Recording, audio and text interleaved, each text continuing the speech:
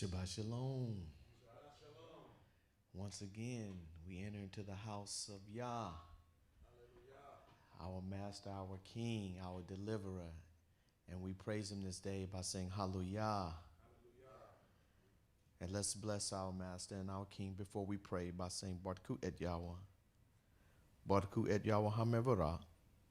Baruch atah Yahweh hamevarak le adam vayed. Baruch atah Yahweh Eloheinu melech ha'alam. Asher Bikar Benu Makol Hamayim Wenatan Lanu HaTorah. Baruch atah Yahweh Notan HaTorah. That is to say, blessed be Yahweh. Blessed be Yahweh, the blessed one. Blessed are you, Yahweh, the blessed one for all eternity. Blessed are you, Yahweh, our Elohim, King of the universe, who selected us from all the peoples and gave us your Torah. Blessed are you, Yahweh, giver of the Torah.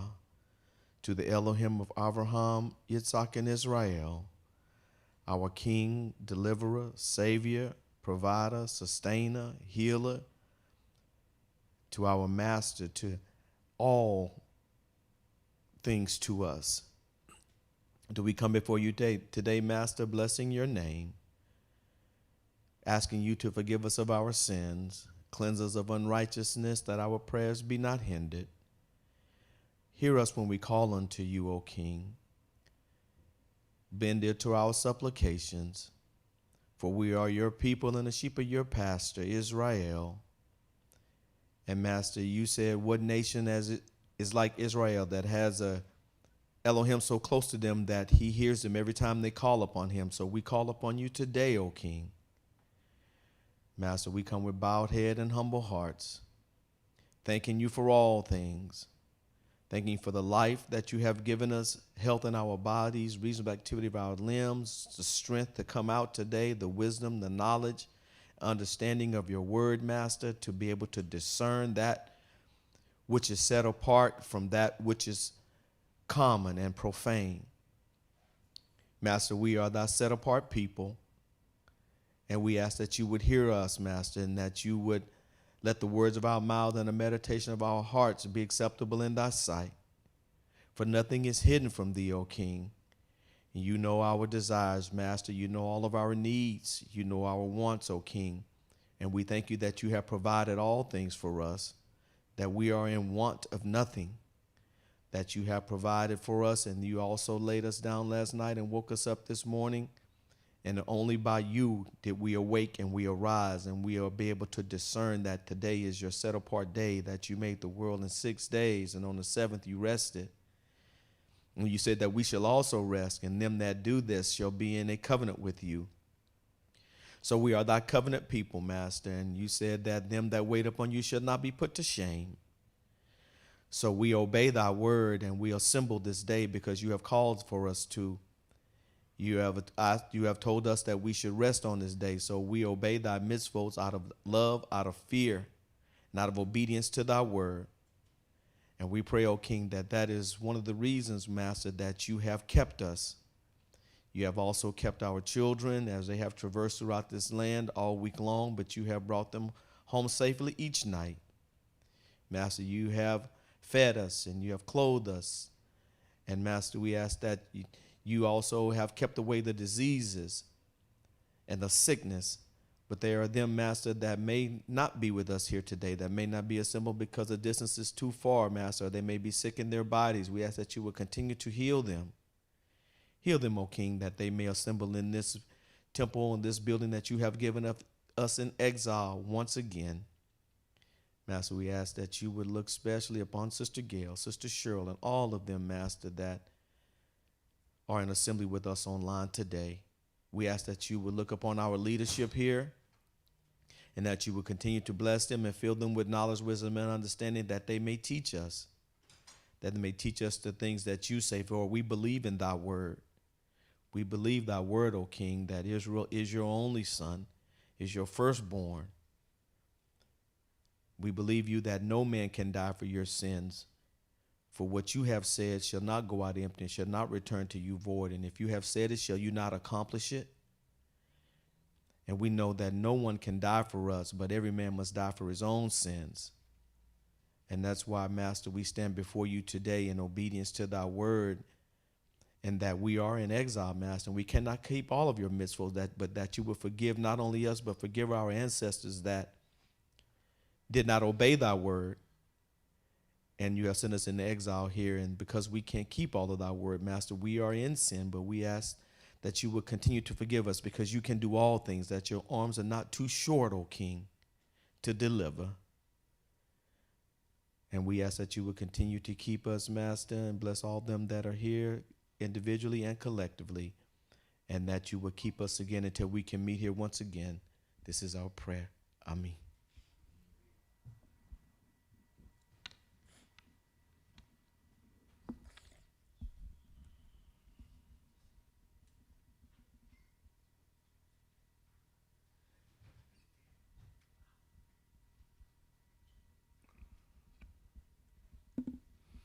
Shalom to everybody today. It's good to be here in the place that the Most High has provided for us, whether there be many or whether there be few. Whether there are two or three, he said he would be in the midst of us. For helium, Psalms 136. Give thanks to Yahweh, for he is good, for his grace continues forever. Give thanks to the Elohim of Els, for his grace continues forever. Give thanks to the Master of Masters, for his grace continues forever. To him who alone has done great wonders, for his grace continues forever. To him who skillfully made the heavens, for his grace continues forever. To him who spread out the earth on the water, for his grace continues forever. To him who made the great lights, for his grace continues forever. The sun to rule the day, for his grace continues forever. The moon and stars to rule the night, for his grace continues forever. To him who struck down Egypt's firstborn, for his grace continues forever, and brought Israel out among them, for his grace continues forever, with a mighty hand and an outstretched arm, for his grace continues forever. To him who split apart the sea of Suph, for his grace continues forever, and made Israel cross right through it, for his grace continues forever, but swept Paro and his army into the sea of Suph, for his grace continues forever. To him who led his people through the desert, for his grace continues forever. To him who struck down great kings, for his grace continues forever. Yes, he slaughtered powerful kings, for his grace continues forever. Sion, king of the Imre, for his grace continues forever. And Og, king of Bashan, for his grace continues forever. Then he gave their land as an inheritance, for his grace continues forever, to be possessed by Israel, his servant, for his grace continues forever, who remembers us whenever we are brought low, for his grace continues forever, and rescues us from our enemies, for his grace continues forever, who provides food for every living creature, for his grace continues forever. Give thanks to the Elohim of heaven, for his grace continues forever. Amen.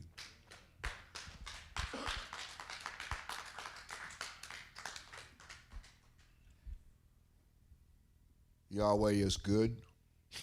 He's good all the time. You may be seated. He is good all the time, and his mercies are everlasting, and we thank him for his mercies. I'm so thankful for those of you who've come out today to worship and to participate in the teachings that the Most High has provided for us today. I'm very appreciative for each one of you. Moray Appleton is going to continue his teaching as we walk through the book of Shemot, Exodus, chapters 3 and 4. Sadly, before he does that, I need a battery for this mic.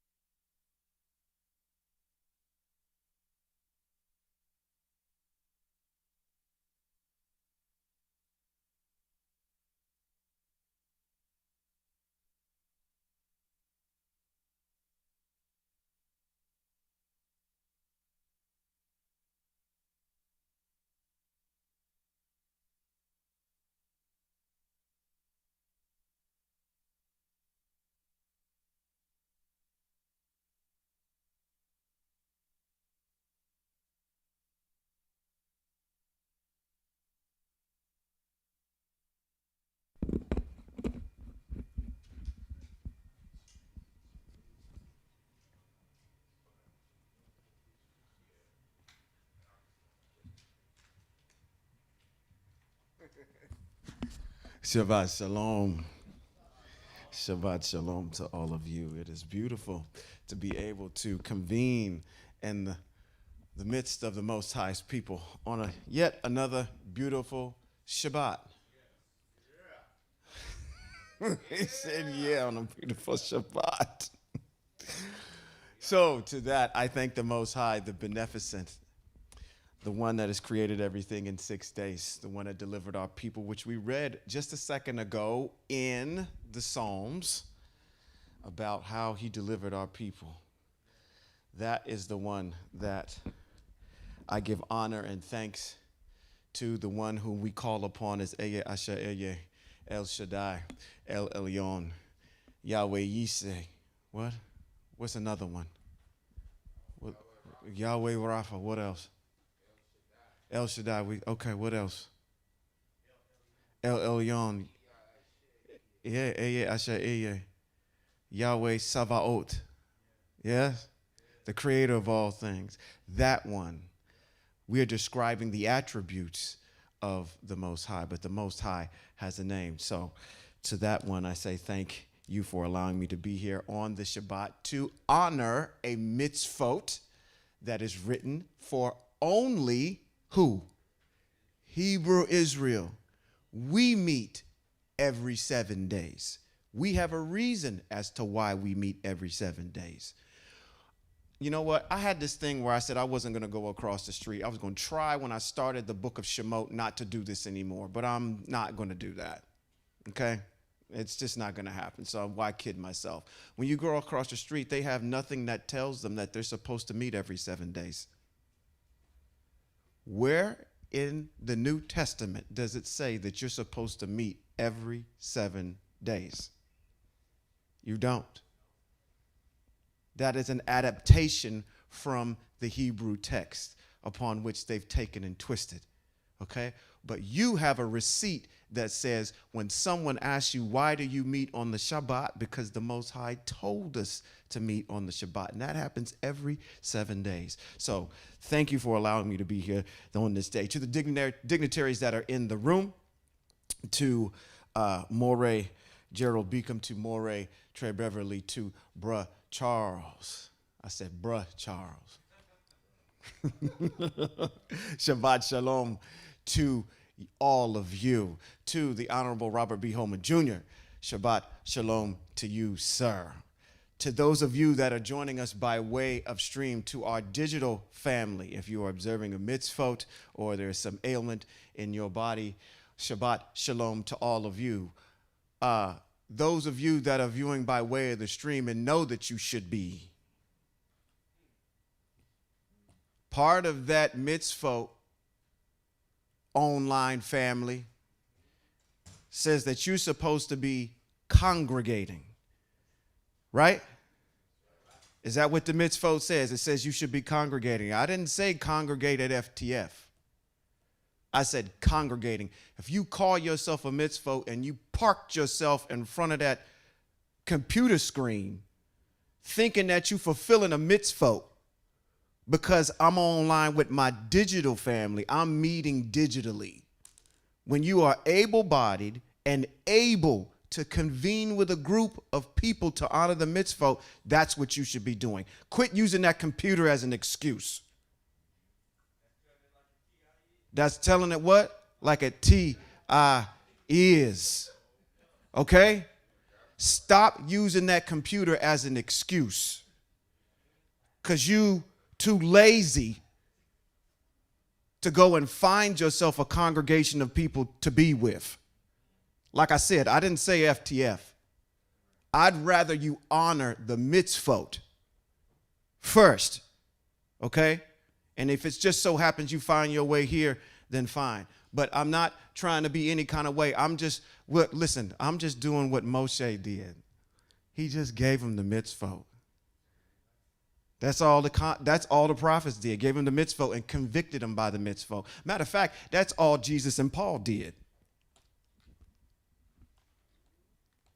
Gave y'all mitzvots, and then their words got twisted somewhere along the lines. Okay? So, If you're joining by way of the stream, Shabbat Shalom to all of you that are observing mitzvot or have an ailment. Shabbat Shalom to all of you. Hopefully something was said that will hopefully convict you to honor the mitzvah of the Shabbat.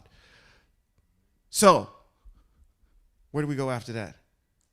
Our descendants, those that are here and those that are not here. Shabbat Shalom to all of you. We hear these recordings and hopefully you'll be able to be like, my ancestors worship the Most High. Now, we get up on our feet and we honor what? Vayikra chapter what? 19 verse what? 32. It simply says that you are to stand amidst those that have gray hair and honor those that are old. So turn to the person that's closest to you that has gray hair. Look them in the eye. Now, some people might have to look both ways because they got them on the left and the right, okay? Look them in the eye and tell them, Shabbat Shalom. All right, Shabbat Shalom. I always ask, do you want to go subterranean or you want to go, what is the other one? To the stratosphere. But let me tell you something. That's not always good all the time. Okay? Going deep all the time does not, listen, why are we always swimming in the 12-foot, 13-foot, 40-foot, a mile deep? We can get in the shallow water sometime and wade. You stand in the water too long, you're going to prune up. That's what we call it, pruning up, when you lose you look at your fingers and they look like raisins and whatnot, okay? We don't have to go stratosphere all the time, but we're going to anyway. But, but in regards to that, for those of you that are here joining us in our studio audience, Shabbat Shalom! Shabbat Shalom. I am happy to be here today. I'm saying this. And I think, before you two ladies walked in, I was getting ready to make a declaration. I said, you know what? It's funny because when I look at Christian churches, I see more women than I do see men. And I looked around before you two walked in. I said, Sister V was the only one that was back there. I said, this is the men are outnumbering the women in here. At least today. Now, for those of you that are deep into Christianity, wow, okay, there's a rabbit trail I could go down right now, but I'm not going to do that. Let's stick to the task at hand, which is what? We're going to jump back into Shemot. Okay, now again, we are doing these because we want to tackle all of the mitzvot. Okay, we have to get our foundation straight. Let's go over some things that we continue to repeat every single week. Our tenets of the Hebraic text. And when I'm talking about the Hebraic writings, I'm talking about in specificity, Bereshit all the way to Deuteronomy, or Devarim, or Genesis to Deuteronomy, or Bereshit to Devarim. What are those tenets? A matter of fact, all of the Tanakh, really. The tenets are a set-apart people that have a set-apart land, that have a set-apart set of mitzvot for a set-apart Elohim. The entire Hebrew scriptures talk about nothing but just that, okay? Those are our tenets, all right? We have to have a good grasp on the set-apart mitzvot of the Most High, okay? And as they relate to, in specificity, Hebrew Israel. These are not for the nations. If you call yourself, I'm going to keep using y'all, sorry, a Christian, and you coming over here to our Hebrew text, grabbing our stuff, you're not supposed to be doing that, okay? Unless you're identifying yourself as being Hebraic. Those are not written for you. They're written for Hebrew people. So we're going to continue in chapters 3 and 4. 4 has, matter of fact, 3 and 4 have very famous, we use them all the time in here. Let's steal the thunder already. What is famous in chapter number 4? Okay, good. Y'all over here, see these Hebrews, they just turned to chapter 4. They started skimming it real quick. Let's just go and start at chapter number 3. But they have these are famous chapters, okay? They're very famous. They have things that we quote a lot coming out of them, all right?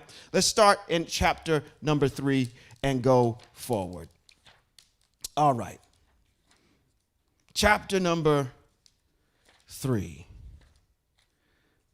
I got to say something here. As I walked in this morning, I saw, actually, we have a whole almost side that's empty in here, okay? And sometimes it might get easily discouraged to see, when you go into a restaurant and you're like, there's only like 2 people in here. I wonder if the food in here is any good. I wonder whether or not I should actually be in here. No one's eating in here. Is this food nasty? Sometimes, you get caught up in safety and numbers, right? Well, I want to remind you of something. Okay, I just want to edify you real quick. I want to remind you of something, that the Most High has given you the call that you have answered. And there is a lot of people that don't understand the test. See, Christianity is a test. Do you think it is beyond the Most High to test you? If you love me, then you will keep my commandments. Let me put something in front of you that deters you from doing that. When you continue every single week to go to your congregation and hear lies come off of that stage, and you systematically convince yourself it's okay, your treatment that you're getting, you will go along with it because there's safety in numbers. Instead of doing the thing that the Most High really wants you to do, is see that you are better than where you see yourself. You have the ability, you have to muster. See, everybody in here did the same thing. You had to muster up enough courage to come out of something and step into a new level of understanding. They're not ready to do that yet because they haven't seen that what they're in is a test. The Most High is talking through them through the test. All of you in here are part of this, let's say, spiritual Hebraic underground railroad. You've gotten out, and we're trying to help those that are still in come out. Surgeon of Truth, what? Her name was Armanita Ross. I like to quote her sometimes. She's attributed to making this statement, but upon further review in online and whatnot, there are people that challenge this. But let's just say that she said that. She says, you know what? I freed a lot of slaves in my day, but I could have freed a lot more had they known they've been slaves. And that's the same thing that's going on with our people. She had to go back and get them. She had to show them along the way that there are safe houses. You didn't think that along the way she was teaching them things about the new world and how things were going to be? You are a part of that underground railroad, trying to light the path for those people, but you can't do it. They have to do it for themselves. They have got to be the ones to break out of the mental prison that they're in, that they keep themselves in, because they know what's coming off that stage and they know what they're learning is incorrect and doesn't line up with what the Most High says. And at the end of the day, they will convince themselves and do the mental gymnastics to stay where they are, because the Most High is waiting for them to get enough courage to be able to stand up for what is right. And that is Him. Okay? So don't think because there are 2 or 3, okay? You are a part of the Most High's elite because you understood and you took the steps to understand that this is what's right. And I'm going to do what's right no matter what. If I got to leave family behind, that's what I got to do. If I got to go and do whatever, that's what I got to do. Okay? I just want to edify you in that, to let you understand we're not saying that we're better than anybody else. We're just simply saying that the Most High gave us the test, we recognized what the test was, and we passed the test. And we're trying to give those that are still trying to take the test the answers. And they don't want them. Okay. You haven't gotten to the point yet where well, hopefully it doesn't. Well, let's keep moving on. But again, I want to edify you in here. The Most High gave that to you because he knew that you could handle it. All right. Chapters 3 and 4, Shemot. Let's get into it. You ready? Yeah. All right. It says now who? Moshe was tending the sheep of Yethro. Now his family is what? These Hebrews, they say when they went down there and Pharaoh talked to Joseph, he says, what is your profession? And what did they tell him their profession was? They were shepherds, okay? So Hebrew Israel's shepherds. It says, and so it doesn't surprise me here that Moshe, because of his ancestry, knows how to do this. So it says Moshe was tending the sheep of Yethro, his what? Father-in-law. This is where I said last week, I said his father-in-law has two names. He's introduced earlier as Ruiel, the Midianite priest. And then here he's named as Yethro, okay? So a little bit of Hebrew trivia for you. It says the priest of Midian, leading the flock to the far side of the desert. He came to the mountain of El, which is what? What's the name of the mountain of El? Horeb. That's where he came. I always had an image of this when I was in the Christian church of this issue, this next issue that's getting ready to come up, because it's actually two things are actually happening here. It says what? The malak, or the what? The angel. So what do we have? We have an angel of Yahweh, or Eye Asher Eye, appeared to him in a fire blazing in the middle of a bush. So we got actually three things here. We've got a bush. The bush is on fire, and he sees an angel. Okay? Amidst the bush. I always thought it was just a bush that was burning. So actually there was an angel that he saw, an image of one. It says in 3, Moshe said, I'm going over there to see this amazing sight and find out why the bush isn't being burned up. It says when Asher saw that he had gone over to see, El called to him from the middle of the bush, Moshe, Moshe. He answered, here I am. He said, don't come any closer. Take your sandals off. Take your Jordans off your feet, because the place where you are standing is set apart ground. I thought for a second, because my mind is always rattling off on mitzvahs, okay? Question for you Hebrews. Are you familiar with what you're supposed to be wearing? You familiar on the mitzvahs on what's worn? These, right? On your arm, on your head, right? Familiar with the mitzvahs on how the Kohanim Hagadol is supposed to look? Question for you. When you're entering the presence of the Most High, do you wear shoes?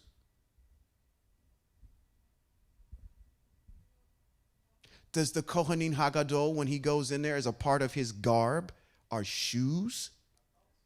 Shoes are involved. He doesn't wear sandals. The Kohanim Hagadol, when you go and you examine, when we get through there, when we go through, I think where it is, 25 through 30 in Shemot, where we actually get the mitzvot on the tabernacle and everything that goes in it, how it's constructed, and what the Kohanim are wearing and what the furniture are. There is nothing in there, unless, now I might be eating my words. Now remember this, when we get there, there's nothing in there that says that that man is supposed to have any shoes on his feet. It talks about the robe, it talks about the tunic, it talks about the turban, it talks about the breastplate, it talks about everything, but it doesn't talk about any shoes. Yes, ma'am. They're supposed to wash before they go in, correct. Didn't say put anything back on your feet, okay? Right. So I'm only saying that to say that it's consistent that even the Kohanim Hagadol, anytime that you're entering the presence of the Most High, you don't have any shoes on. Now again, if you want to symbolize this, be my guest. But if you want to actually do what the mitzvahs or go along in line with, this is entering the presence of the Most High. I don't know anybody that's entering the presence of the Most High. Where does the Most High appear? in the tabernacle, in front of the tent, in the tent of meeting. Are any of you Kohanim Hagadols? No. Okay. So I just want to clear up this issue instead, because people like to take things literally all the time. Oh, when I go into prayer, I'm supposed to have my shoes off now because I'm entering the throne room of the Most High. No, you're having a conversation with the Most High. And you can do that with your shoes on or your shoes off. Okay? When you are entering the presence of the Most High, which none of you in this room have done. Okay? I'm just making a clarification here to say I'm noticing that shoes are not worn. And again, if we get to the mitzvahs for the Kohanim Hagadol or anybody else for that matter that I'm thinking about, unless I'm wrong, when the Most High appeared, they didn't have any shoes on their feet. Because, I don't know, I think I was reading someone, Johan might be able to help me out with this. There's a connection that you make when you actually have your feet that's connected to dirt. Yeah, when you're grounded. Yeah. So it's good to be able, we don't tend to, because we always walk around with socks and shoes on. Very, very rarely do our feet actually hit earth. It's called a circadian rhythm. Okay, so there's science that's behind this. So I can understand why, if there's an energy that's there in that ground, wherever that is, because it's set apart, that you're going to absorb that through your feet. Okay? Because you're grounded. All right. Okay. We good? Oh, good. Okay, we good. Let's move. It says in 6, he says, I am the El of your father. He continued, the El of whom? Abraham, the El of Yitzhak, and the El of Yaakov. Moshe covered his face because he was afraid to look at El. Now, we got to make a clarification here. You can't not see, even though it says that Moshe saw the back of the Most High, you cannot see the face of the Most High, and that's a pejorative term because we know that the Most High is not a man and has a face. You can't. He's a power, okay? And witnessing that power, you wouldn't be able to live, okay? So, a little play on words that's here, but he was not able to or didn't want to look, okay? It says, Eye said, I have seen how my people are being oppressed and where? Mitzrayim, and heard their cry for release from their slave masters because I know their pain.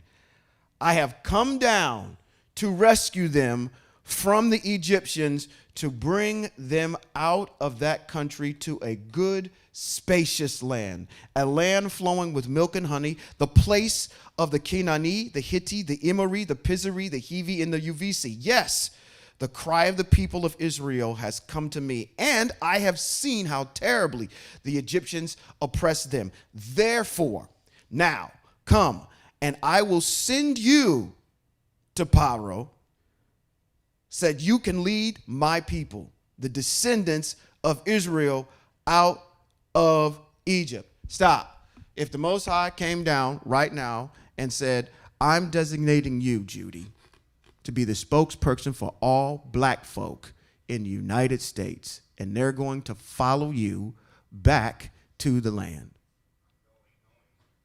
You good?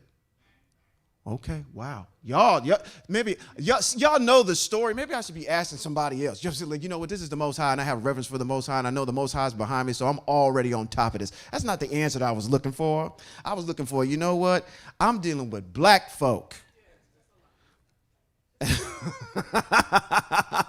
Do you realize the people you getting ready to lead? And they're going to be coming to you with everything, every scam, every problem they got, every excuse they got. There's a hard-headed and stiff-necked group of folk. But I'm with you. The Most High is behind you. So we're rocking. All right.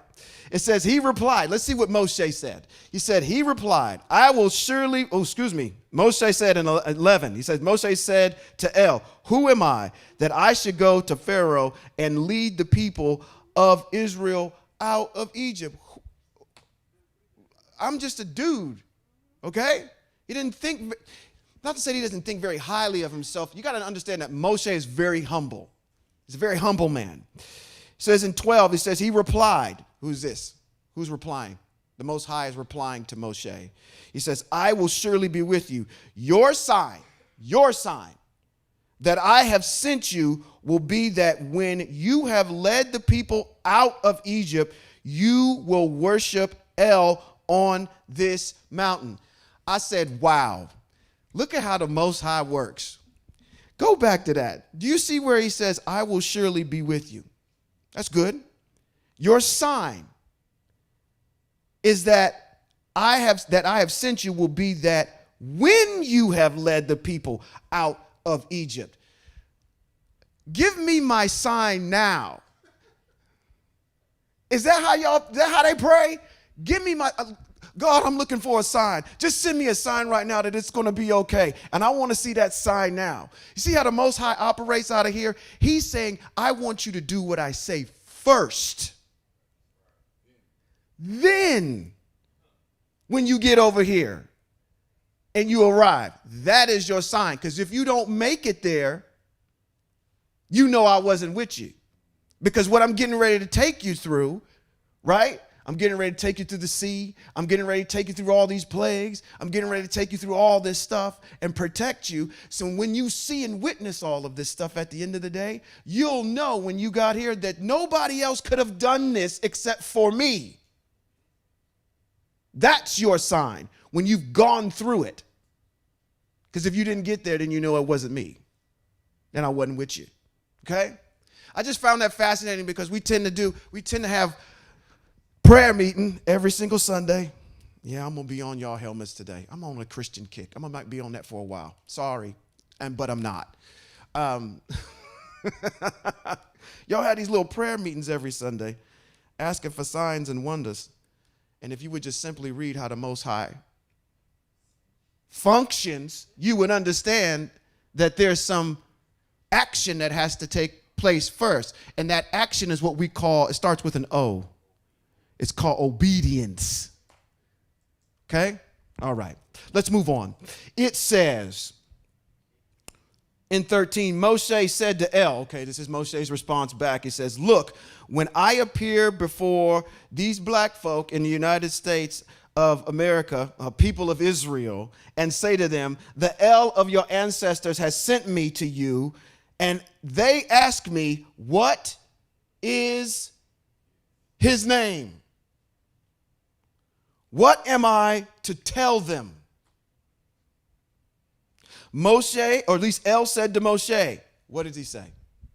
You hear me say this all the time. Eye ashe eye.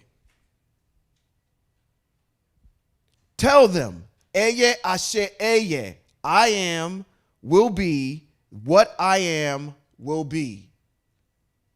And added. Here is what to say to the people of Israel. Eye, I am, or I will be, has sent me to you. Now, I want to stop for 1 second before we go into this next part. This is why I end up saying Eye ashe eye all the time. It's because this Eye ashe eye, now this is me talking, is connected to the covenant. The covenant that was, he always started with Abraham, Yitzhak, and Yaakov, right? What was so significant to Abraham? What was significant to Abraham was the covenant, because Abraham in his flesh carries the covenant between him and the Most High. Okay? So in that covenant, we're going to read something real quick. Let's go over to Bereshit, chapter number 17, verse 21.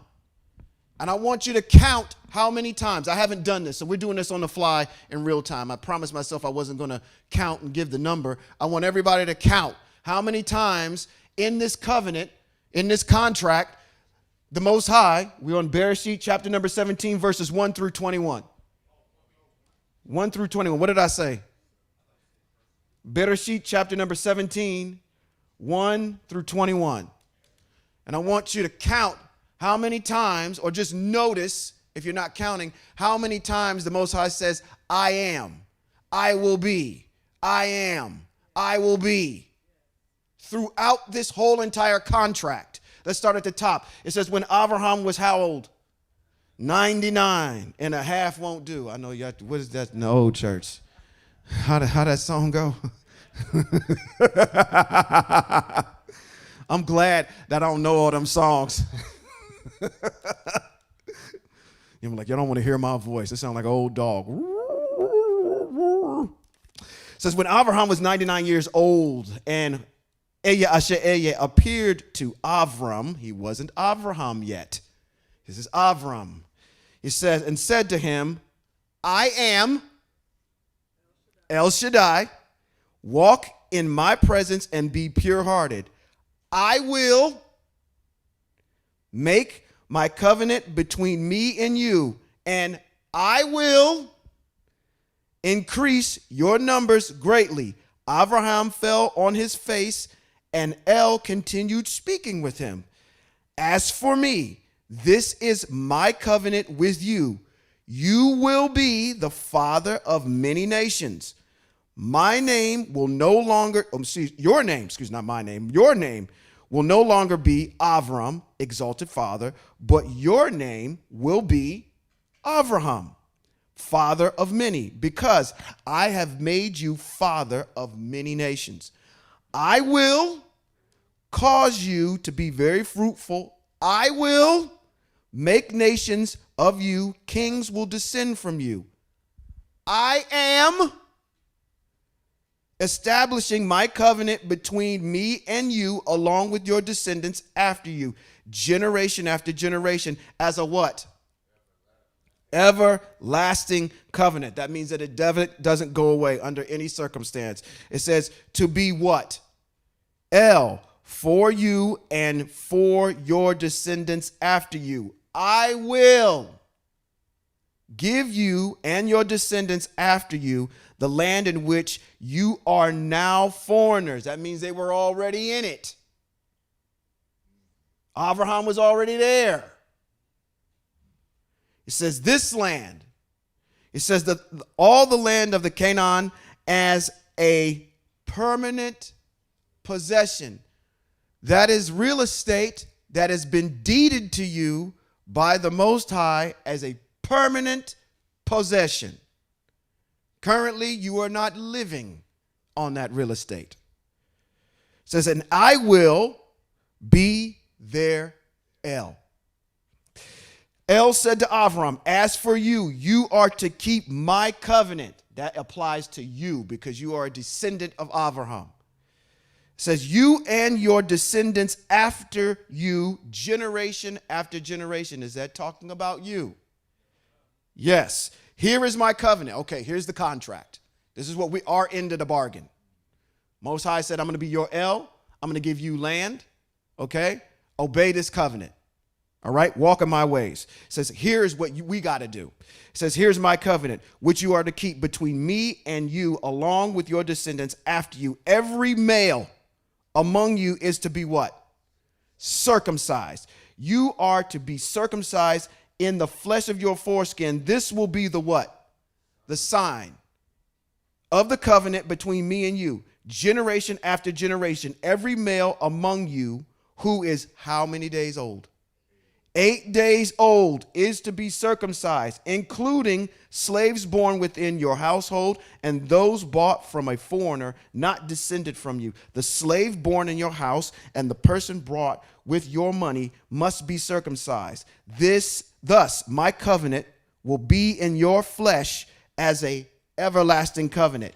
Any uncircumcised male who will not let himself be circumcised in the flesh of his foreskin, that person will be cut off from his people because he has broken my covenant. The question here is very simple. Do you have to be circumcised in order to be a part of Hebrew Israel? Yes. That's physically. Okay? Period. El said to Abraham, I'm making an emphasis on that because when you get over there in Nepal, he starts saying something else.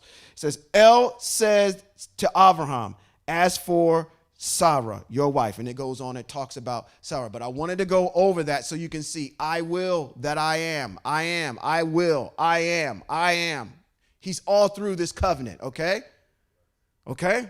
So let's jump back over into Shemot chapter number 3. We'll pick up at verse 15. Matter of fact, let's go back and get 14 and flow right into 15.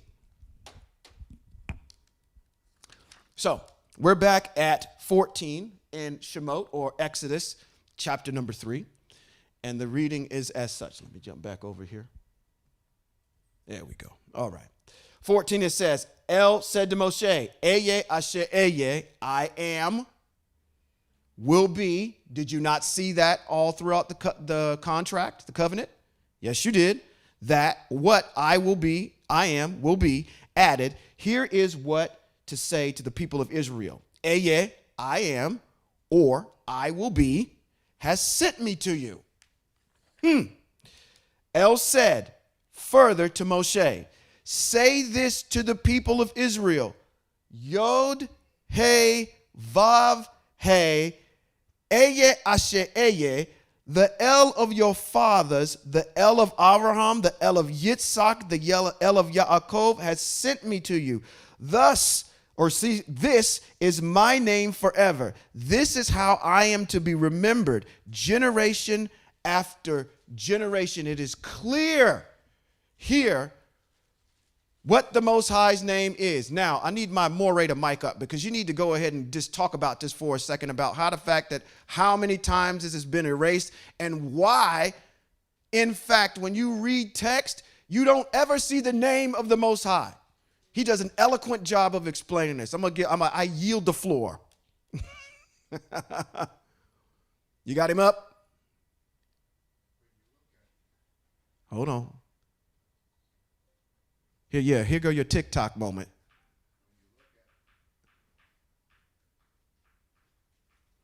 Tap it.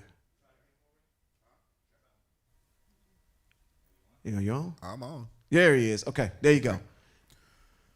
When you this particular text, in every Eurocentric Bible that you purchase, it stops with the place where it reads, matter of fact, let me just go there for a minute. It stops and never tells you what the name of the Most High is. Let's read it from the European Bible. Moses said to El, behold, when I come to the children of Israel and say unto them, the El of your fathers has sent me to you, and they say to me, what is his name? Okay, right there, it's question. What shall I say unto them? And El said to Moses, I am that I am, and thus shalt thou say unto the children of Israel, I am has sent me to you. Nowhere in that particular writing of European Bible does it tell you what his name is. It stops. They eliminated the name of the Father out of text 68,000 times so that you would never ever know his name. Now, the question becomes one, how important is the name of knowing the name of the Most High? It's important because I think it's in Joel. Joel says, they that call upon the name, and in your Greek Bibles, it's going to say, call upon the name of the Lord. They that call upon the name of the Lord shall be saved. But that's not what the text is talking about. If you never know the name of the Most High, you will never know how to be delivered. And that was the ploy of the Greeks and the Romans to separate the people of Israel from their El by not telling them what their name is.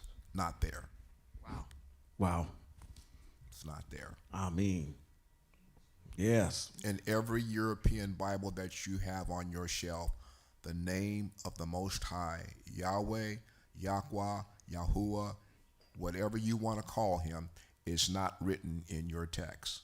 So you refer to him as God, and you refer to him as Lord, and both of those titles are idolatrous titles.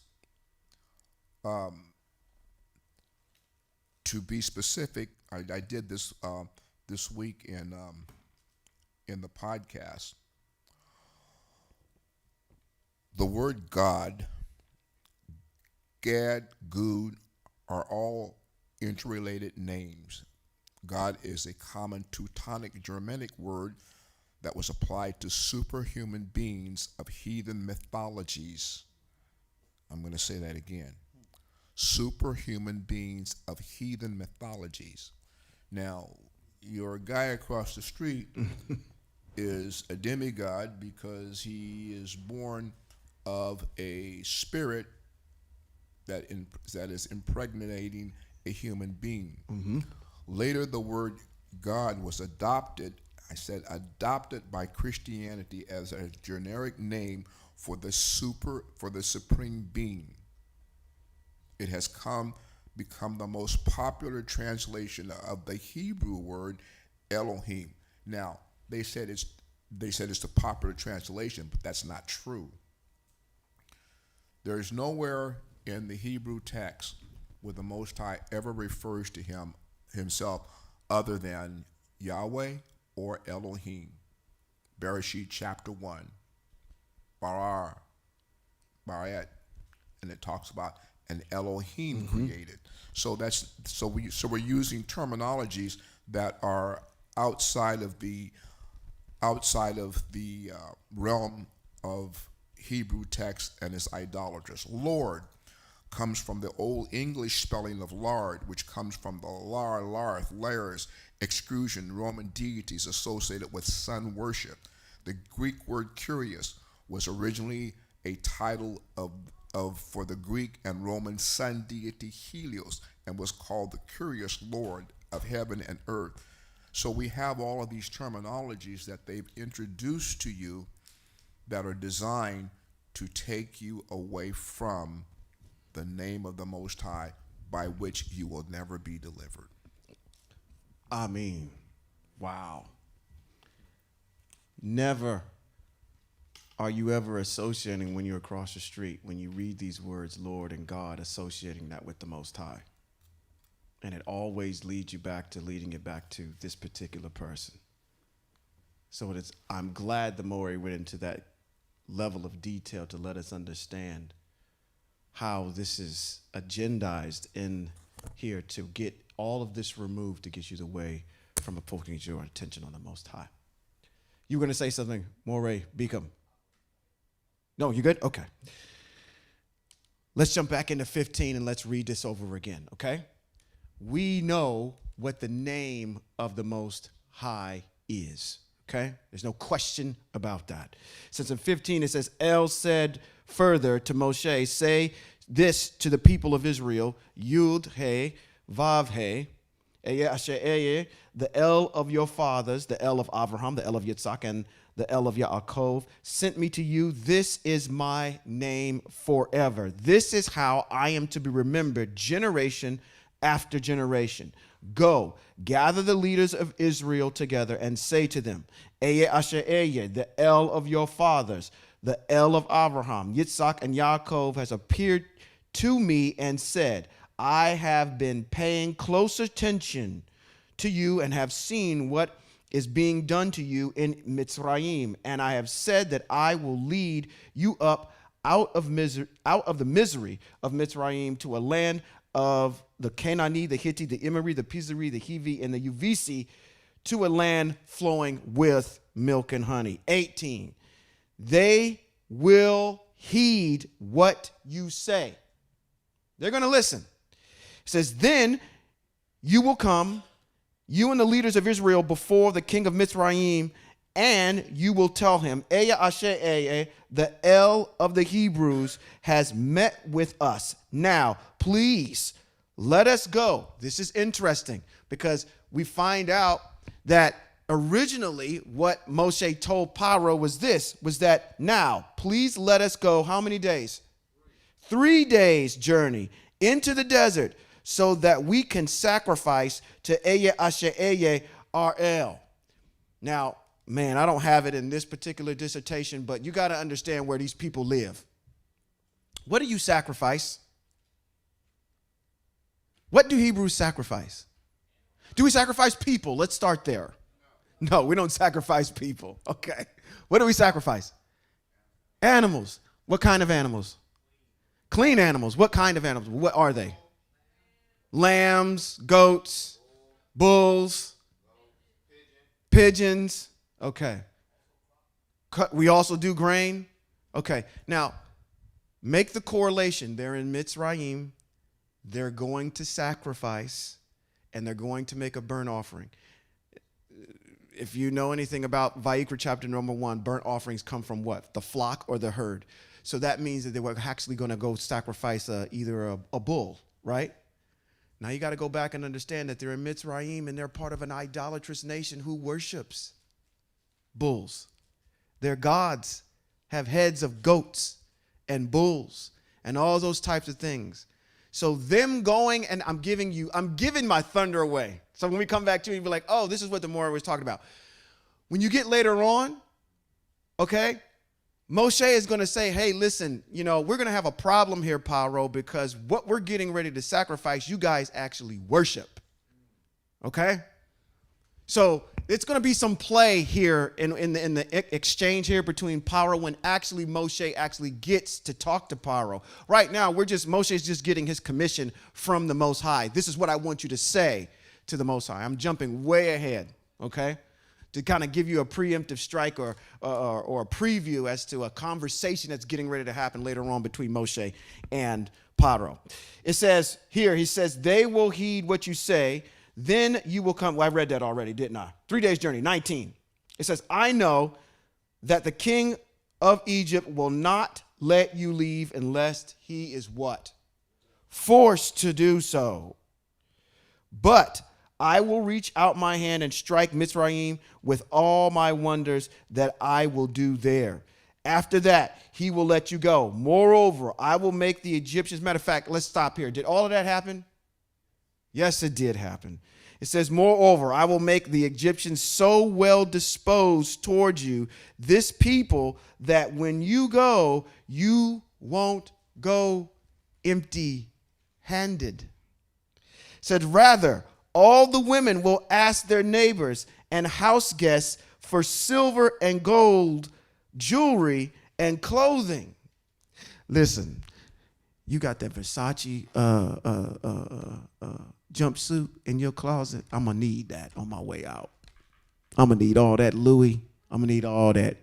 Yeah, that Birkin bag that you got right there, give me that too. That Patek watch you got? Yeah, it's probably like 50 grand, 50 G's, that Rolex. Yeah, I'm going to need that BMW because, my feet, listen, as easy as it was, y'all's going to be so, they want to get rid of y'all so bad. It's like, let's just take it. Take everything you want. Get out of here, please, okay? Moreover, in 21, it says, I will make the Egyptians so well disposed towards this people that when you go, you won't go empty-handed. Rather, all the women will ask their neighbors and house guests for silver and gold jewelry and clothing, with which you will dress your own sons and daughters. This way, you will plunder the Egyptians. You wonder why us black folk, when we be dressing folk, you having your babies all kinds of stuff, don't you? Having them in Balenciaga and everything. It's like the cheese said, oh. See, I know my moray over there is like, yeah, don't mention that name. That name is a pagan name. They got stuff going on with that. All of them actually do. Versace's got what, the Medusa head and everything on it? Yeah. You probably shouldn't be wearing that.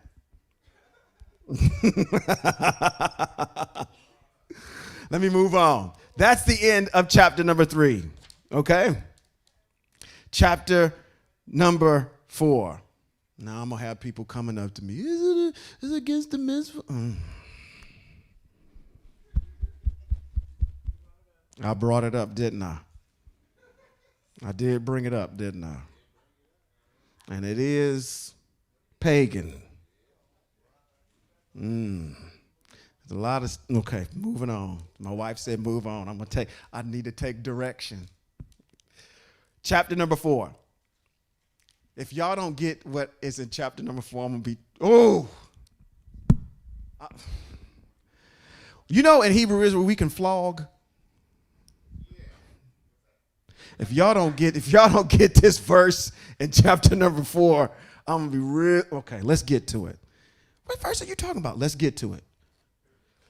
Moshe replied, but I'm certain they won't believe me, and they won't listen to what I say, because they'll say, Eya Asher Eya did not appear to you.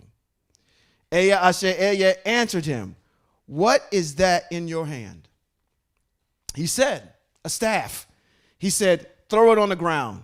And he threw it on the ground, and it turned into a what? A snake. And Moshe recoiled from it.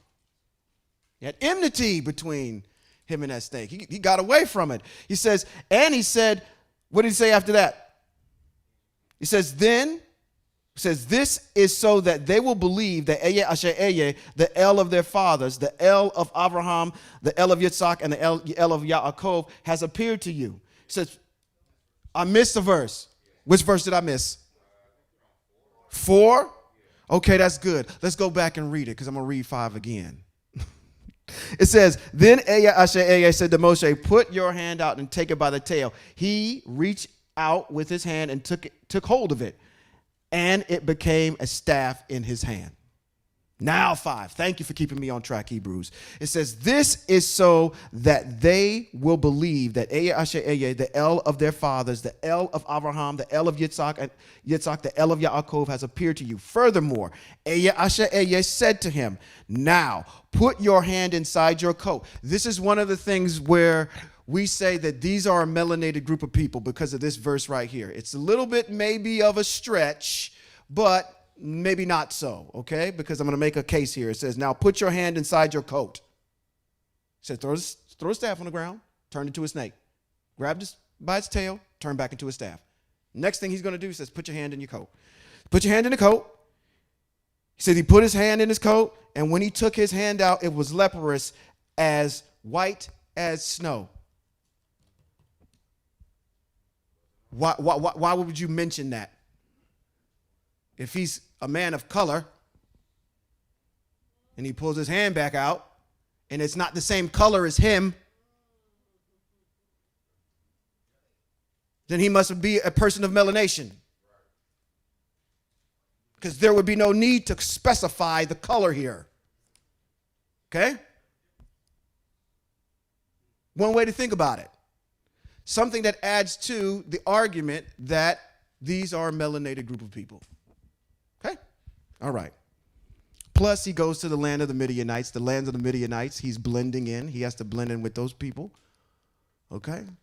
Those people come from the lineage of Ham. We know the lineage of Ham the Midianites are lineage of Abraham. The lineage of, what'd you say? His second wife's. The Egyptian, the Ethiopian, the Cushite is from Ham. Okay? Let's go on. In 7, it says, then El said, now put your hand back into your coat. He put his hand back into his coat, and when he took it out, it was healthy. As the rest of his body. That's interesting. He says, what did it say there? He put his hand back in his coat, and then when he took it out, it was healthy as the rest of his body. It says, if they won't believe you or heed the evidence of this first sign, they will be convinced by the second. But if they aren't persuaded even by both these signs and still won't listen to what you say, then take some water from the river and pour it on the ground. The water you take from the river will turn into blood on dry land. It says, Moshe said to Eya Asher Eya, oh, Eya Asher Eya, I am a terrible speaker, which I can be sometimes. I read words that are not there. Sometimes. And y'all catch me every single time. But he's starting to complain, I'm not a good speaker. Whether or not he doesn't have enough confidence. Some people said that Moshe had a stuttering problem or speech impediment that wouldn't allow him to speak. We don't know what that is. You can speculate all day long. It just is, he's just complaining here about either it's a confidence issue or something, an impediment that he has. The specificity of that, I don't know. It says, Moshe said to Eya Asher Eya, oh, Eya Asher Eya, I am a terrible speaker. I always have been and I am no better now, even after you've spoken to your servant. My words come slowly, my tongue moves slowly. Leaning more towards speech impediment. Asher answered him, who gives a person a mouth?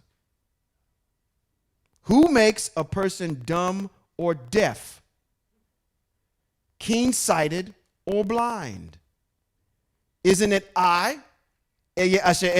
Now, therefore, go, and I will be with your mouth and will teach you what to say. But he replied, please. Now, here's that word Lord.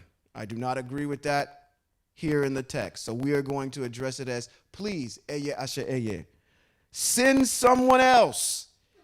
Anyone you want but me. Oh man, pastors across the world have probably taught this. You don't want to walk in your purpose.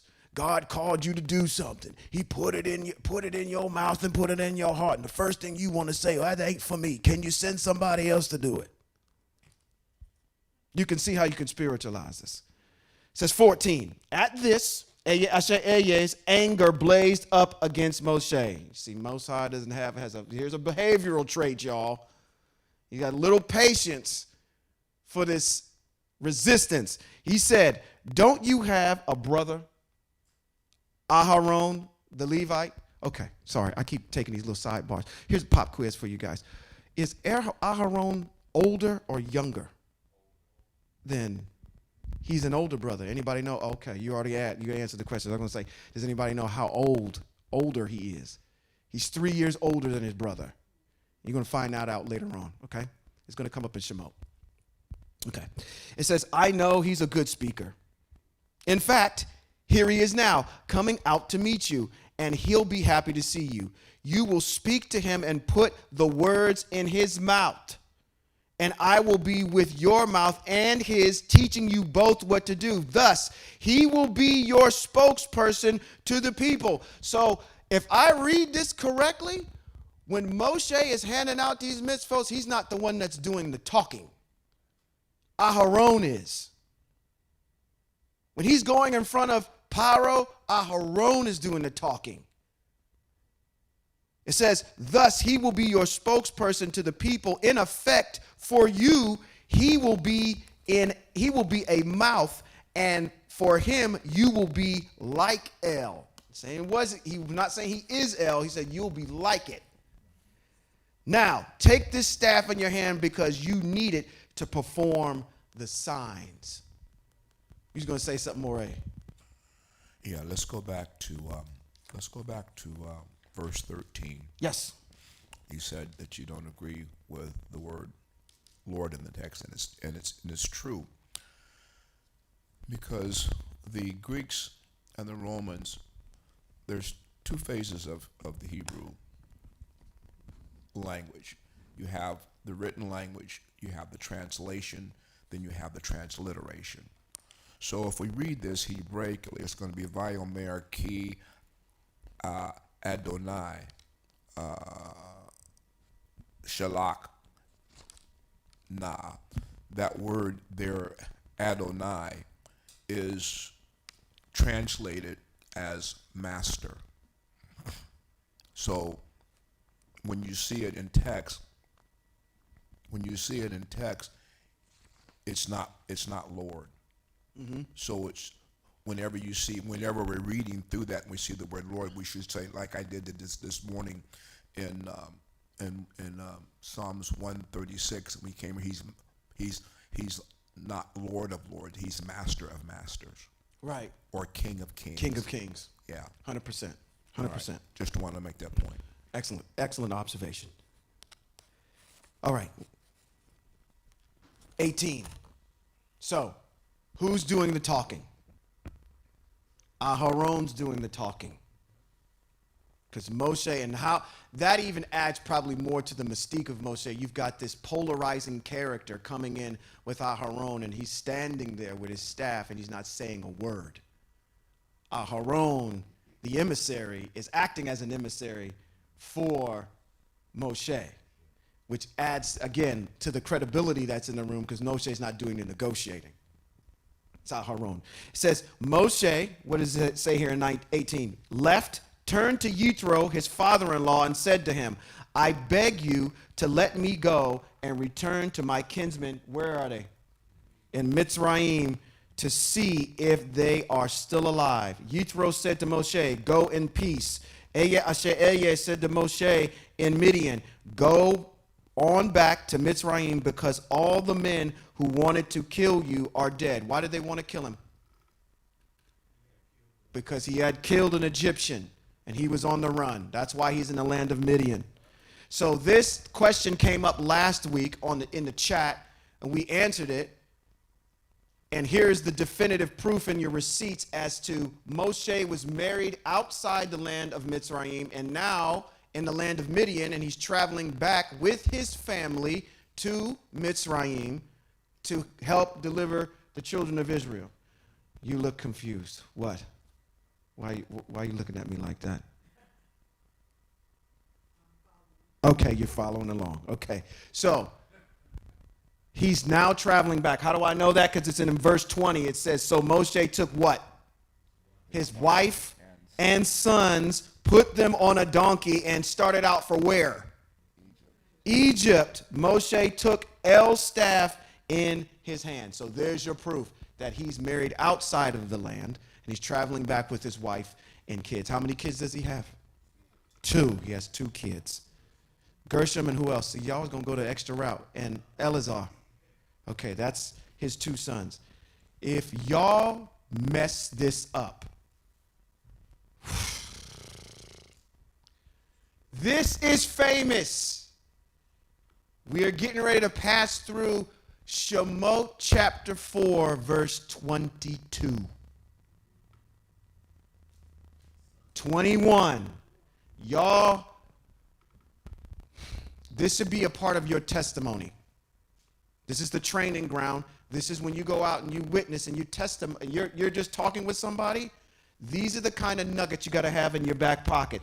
Asher said to who? Moshe, when you get back to Egypt, make sure that you do before Pharaoh every one of the wonders I have enabled you to do. Nevertheless, I am going to make him what? Hard-hearted. The Most High made him hard-hearted. That wasn't on his own. Said, and he will refuse to let the people go.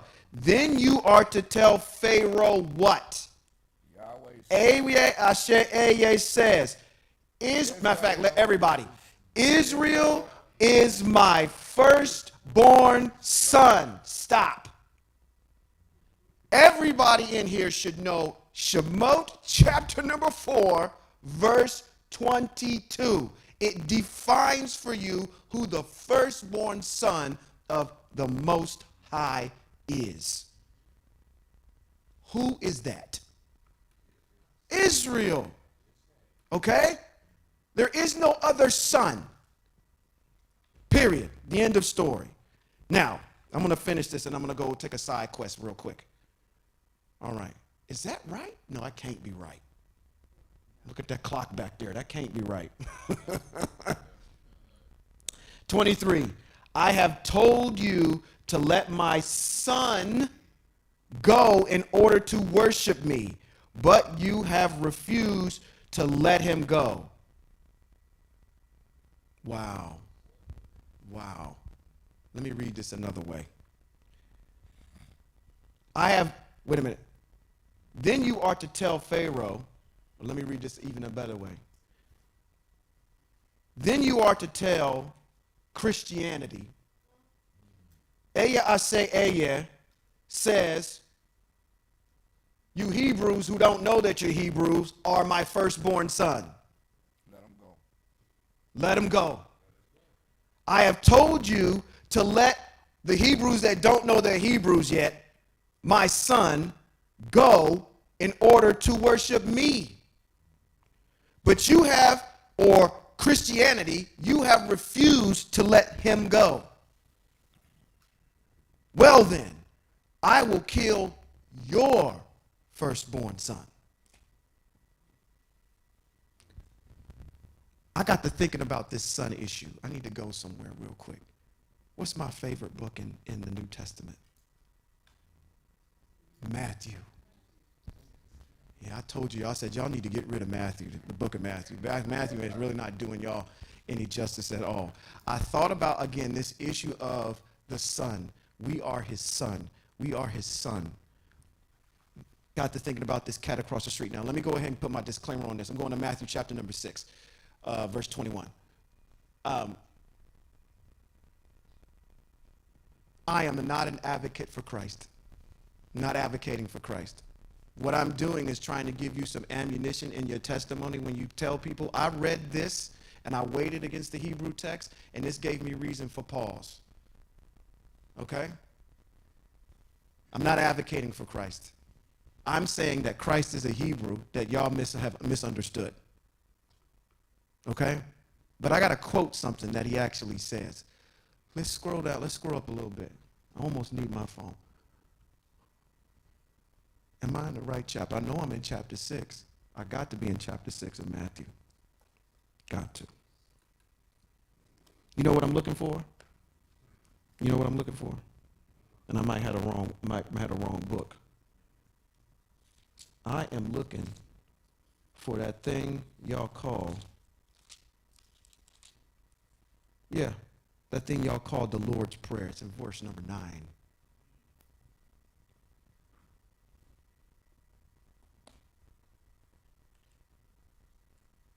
Y'all learn how to pray over there, right? Let's go through this and look at this like a Hebrew. What does it say? Let's go up a little bit further than that. Let's go back up to 7. Let's go up to 7. This is coming from the mouth of a Hebrew, okay, which is Christ. It says, and when you pray, don't babble.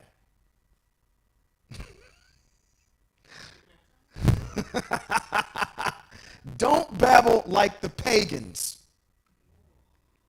who think Eye Ashe Eye will hear them better if they talk a lot.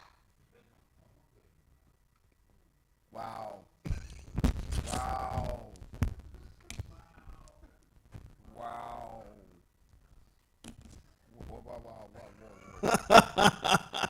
I was saying, Maura, you going to let that sit?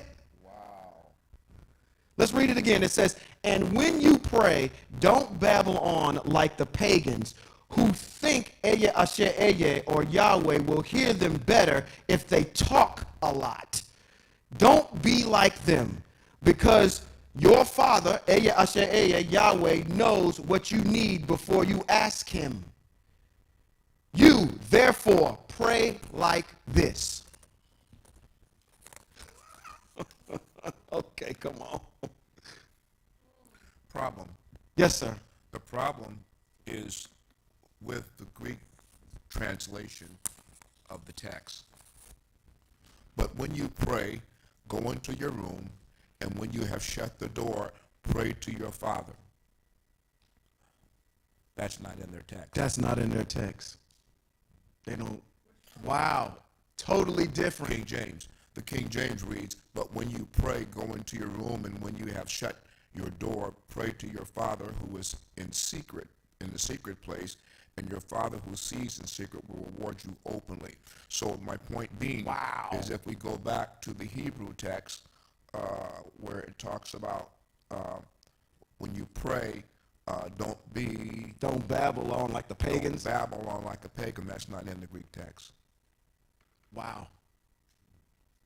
You got another translation? You got like the NIV? What does that say? Let me see. Hold on. Let me get to it. NIV.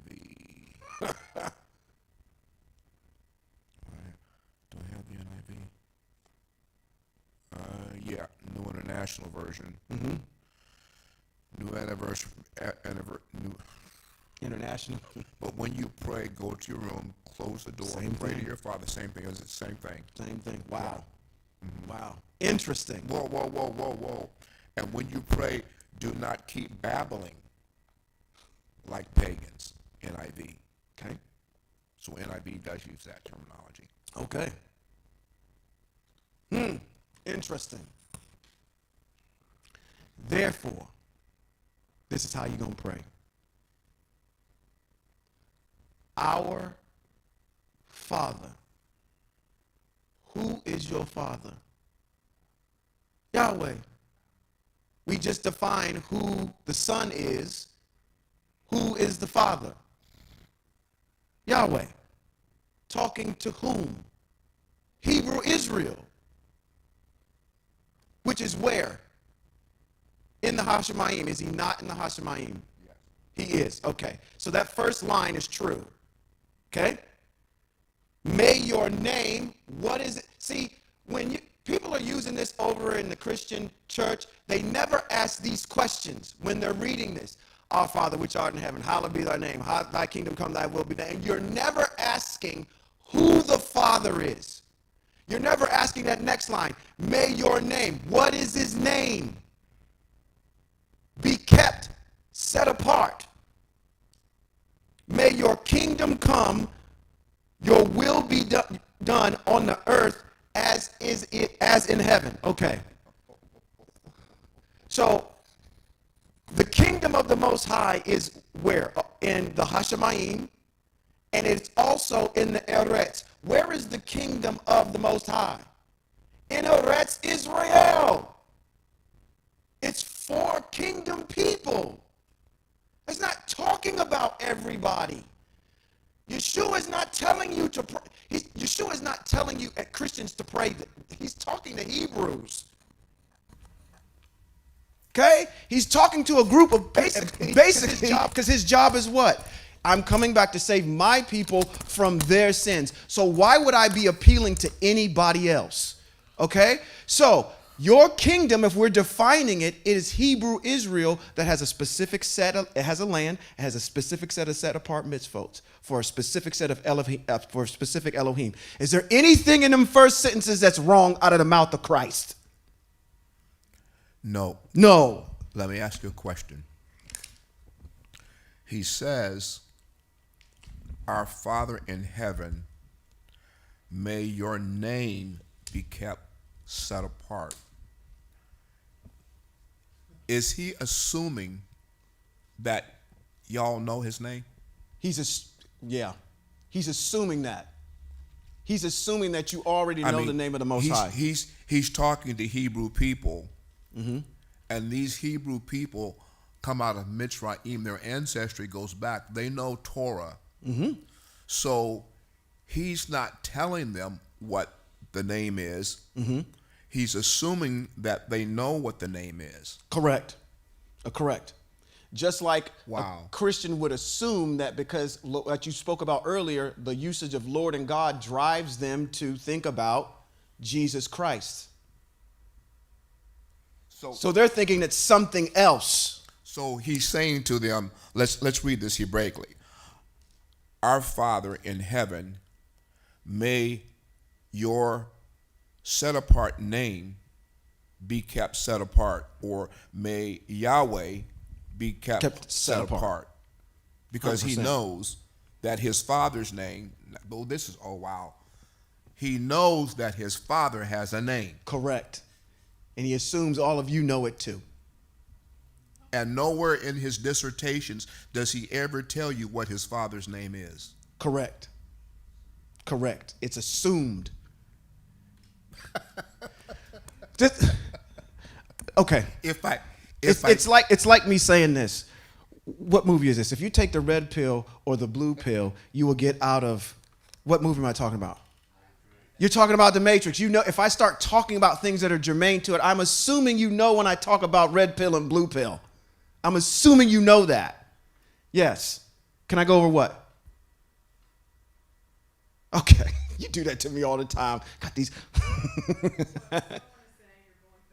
I'm going fast. Okay. What part do I need to slow down on? Or go back over? Ask that, because I'll go back over. I'm going fast. The top. What's the top? Our Father. Before that. What about it? Part 7. And when you pray, don't babble on like the pagans.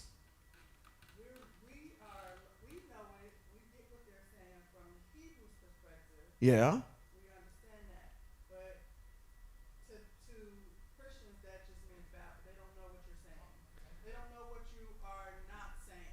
Okay, so the question is they want a definition on what babbling is, like a pagan. Okay.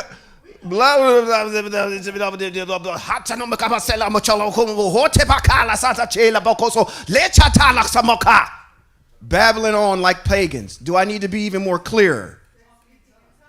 Okay, so you need me to say speaking in tongues. Okay. They don't read it as speaking in tongues. Okay, I did an example. Thank you. Okay, she said, just say the quiet part out loud, Sean. Let me read this differently. When you pray, don't speak in tongues like the pagans do, who think that Yahweh will hear them better if they talk a lot. Oh, yeah. Just say the name. Keep saying the name. Keep saying the name. That's your Tarian, okay? Okay. We good back there, Maury Peakham? Okay. And it says, what does it say? It just goes on. It says, if they talk a lot, don't be like them, because your Father already knows what you need before you ask.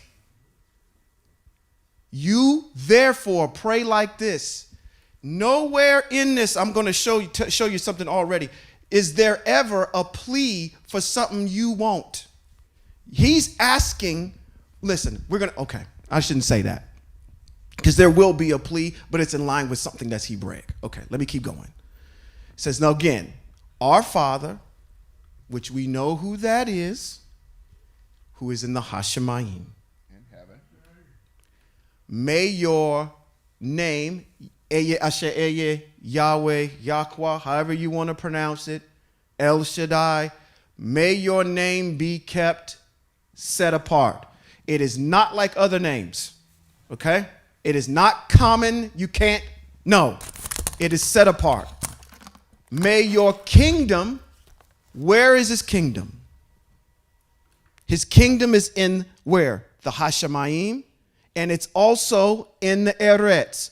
Where is it in the Eretz? In the land. Ha-Hashemayim is heaven. That is the word for heaven.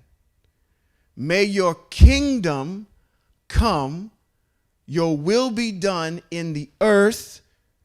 Where? Your kingdom come. Where? In the earth. That's in the earth. The earth. In the earth. As it is in heaven. He's got one place where the kingdom is in earth. He's got one place where the kingdom is in the Hashemayim. Are we clear?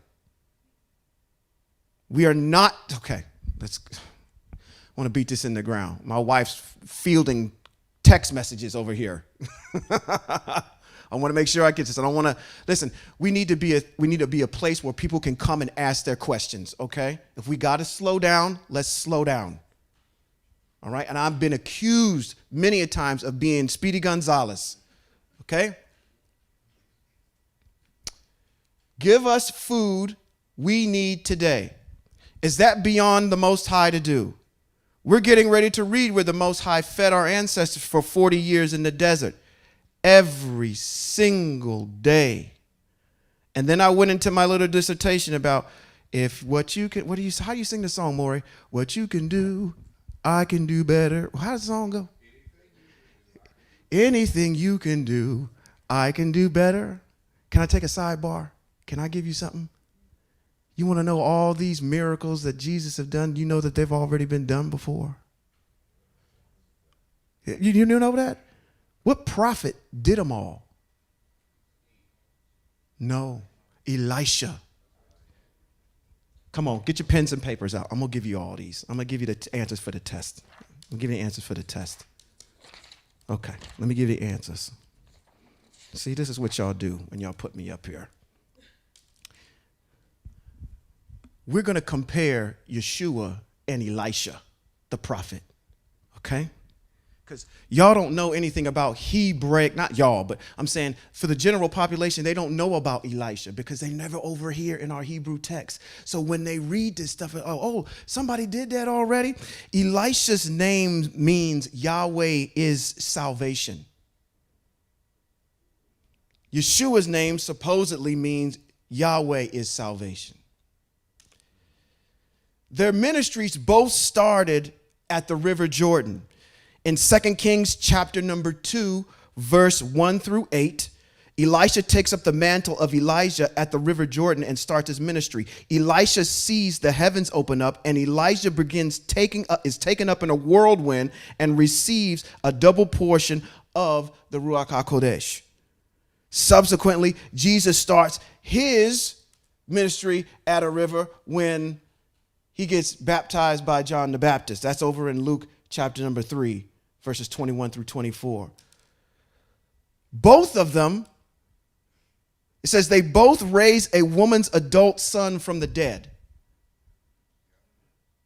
Did you know that Elisha had raised somebody from the dead? There's somebody prior to Christ that has raised somebody from the dead. And this is the same prophet, Elisha. Elisha raises the son of a Shulamite woman from the dead in 2 Kings chapter number 4, verses 8 through 37.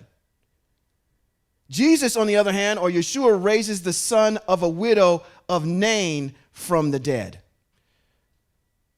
They both feed large numbers of people. It says Elisha feeds 100 men with a few barley loaves, and there is food even left over. That's in 2 Kings chapter number 2, verses 42 through 44. You see him come in and they say, we got all these people that we need to feed. And he said, there's more. I don't have enough food here to do that. He said, just serve it. And there was enough left over. Subsequently, everybody knows that whole entire thing about Yeshua feeding all these individuals with the fishes and the loaves. Right? They both turn a small quantity of liquid into an abundance. Elisha turns a small amount of oil, enough to fill every vessel in the community. From a small vessel, he's able to keep pouring out into everyone. That's in 2 Kings chapter number 4, verses 1 through 7. Yeshua, on the other hand, turns water into wine. It says they both heal lepers. Elisha heals Naaman, the Syrian commander of leprosy. That's in 2 Kings chapter number 5. And then Yeshua subsequently heals a leper as well. So they both make things that should sink float. Now, this is kind of a stretch on this one. You know what I'm talking about when I say this? Elisha had an axe handle that was supposed to have sink and gone down to the bottom, but it was raised up. He actually made that thing float. That's in 2 Kings chapter number 5, verse 20. Now, the other thing, that's in 2 Kings chapter number 6, 2 Kings chapter number 6, verses 1 through 7. And this other issue about Yeshua, he's supposed to sink, but he walks on water. There's an old Funkadelic Parliament song that says, you know what the secret to walking on water is? Knowing where the rocks are. Anyway.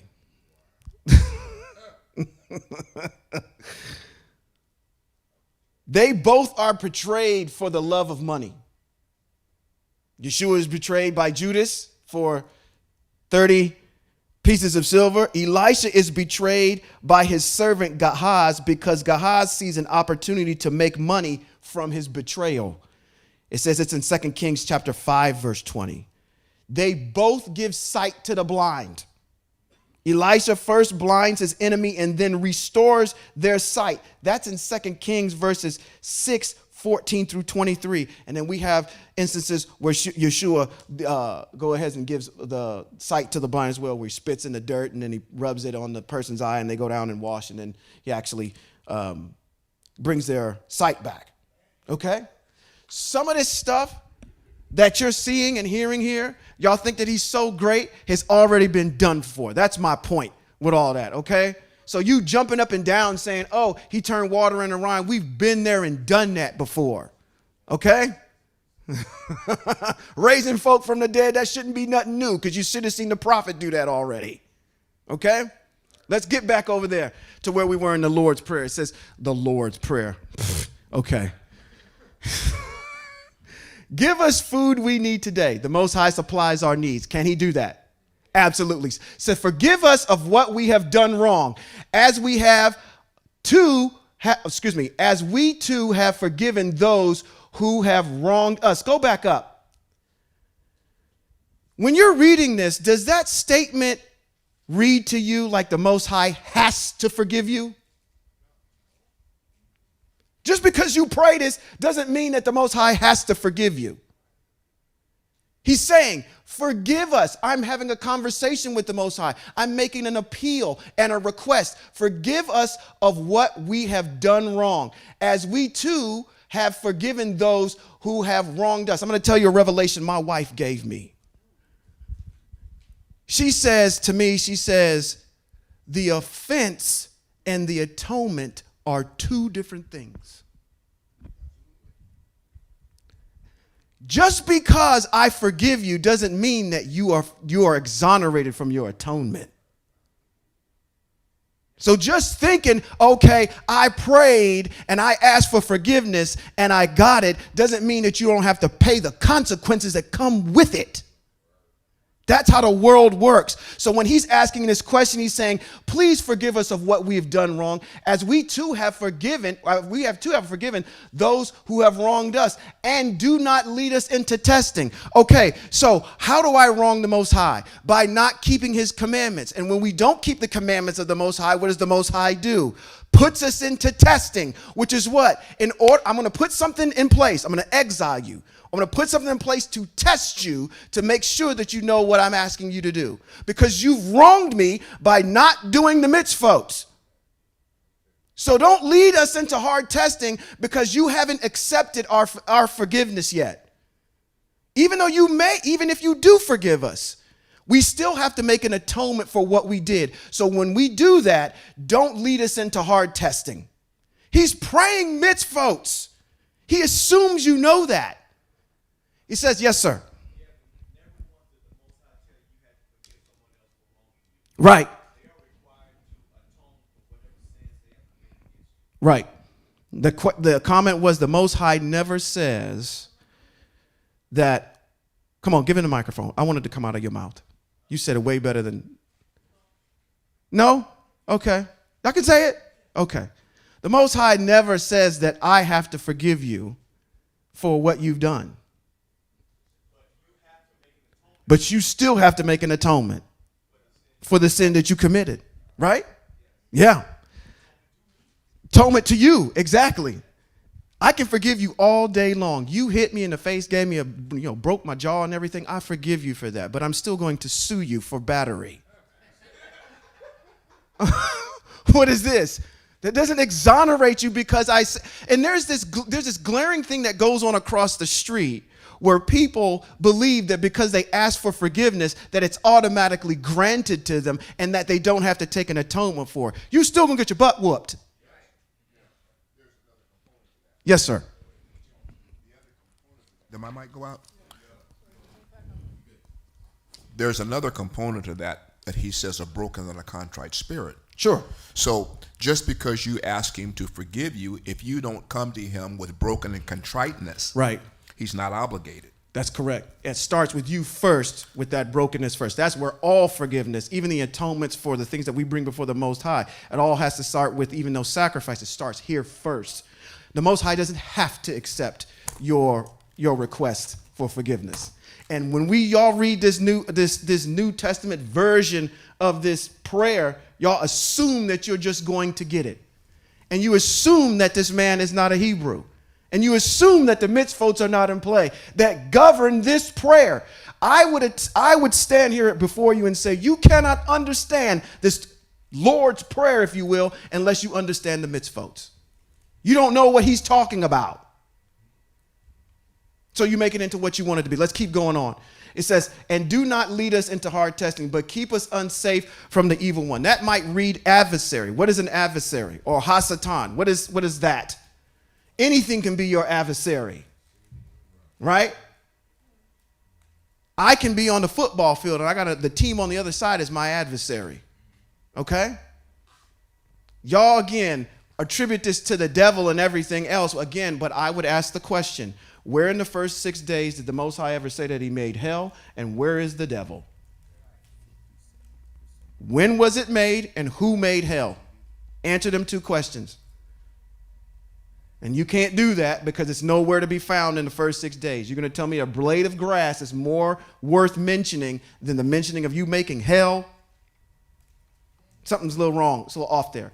But let's finish it out. It says, for kingship and power and glory are yours forever. Now, once we looked at that from a particular Hebrew standpoint, is there anything that you would disagree with this Christ character about? No. That's a sound prayer. Yes. It is. And it's been Christianified in order for you to look at this demigod instead of looking at the Most High and putting it in its proper context. And nowhere does he say to pray to him. That's correct. Nowhere in the Christian text does it ever tell you to pray to Christ. If you have, he gives you the answer on who he's coming for. He gives you the answer for what eternal life is all about, which is following the mitzvahs. He tells you that in Matthew chapter number 19, verse 17. That's what it is. Yes, ma'am.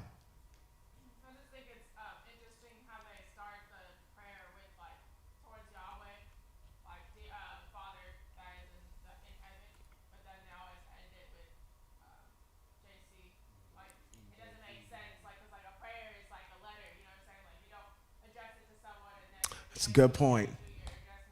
That's very good.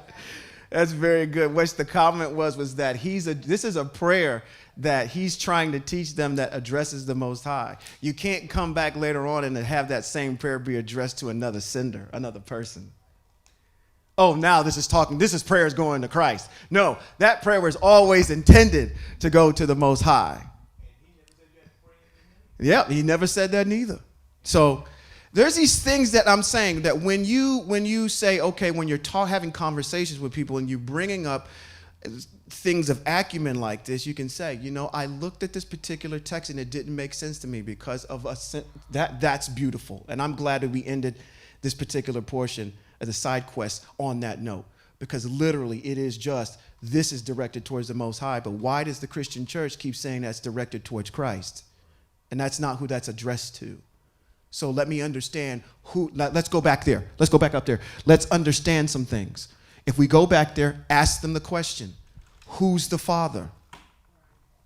What's his name? Right? There are things in there that you need to clarify. Where is his kingdom? In the Haaretz or in the earth and in the Hashemayim? Where? You should be asking that question. Oh, in the land of Eretz Israel. Where is that? You can pinpoint it because it's in text, okay?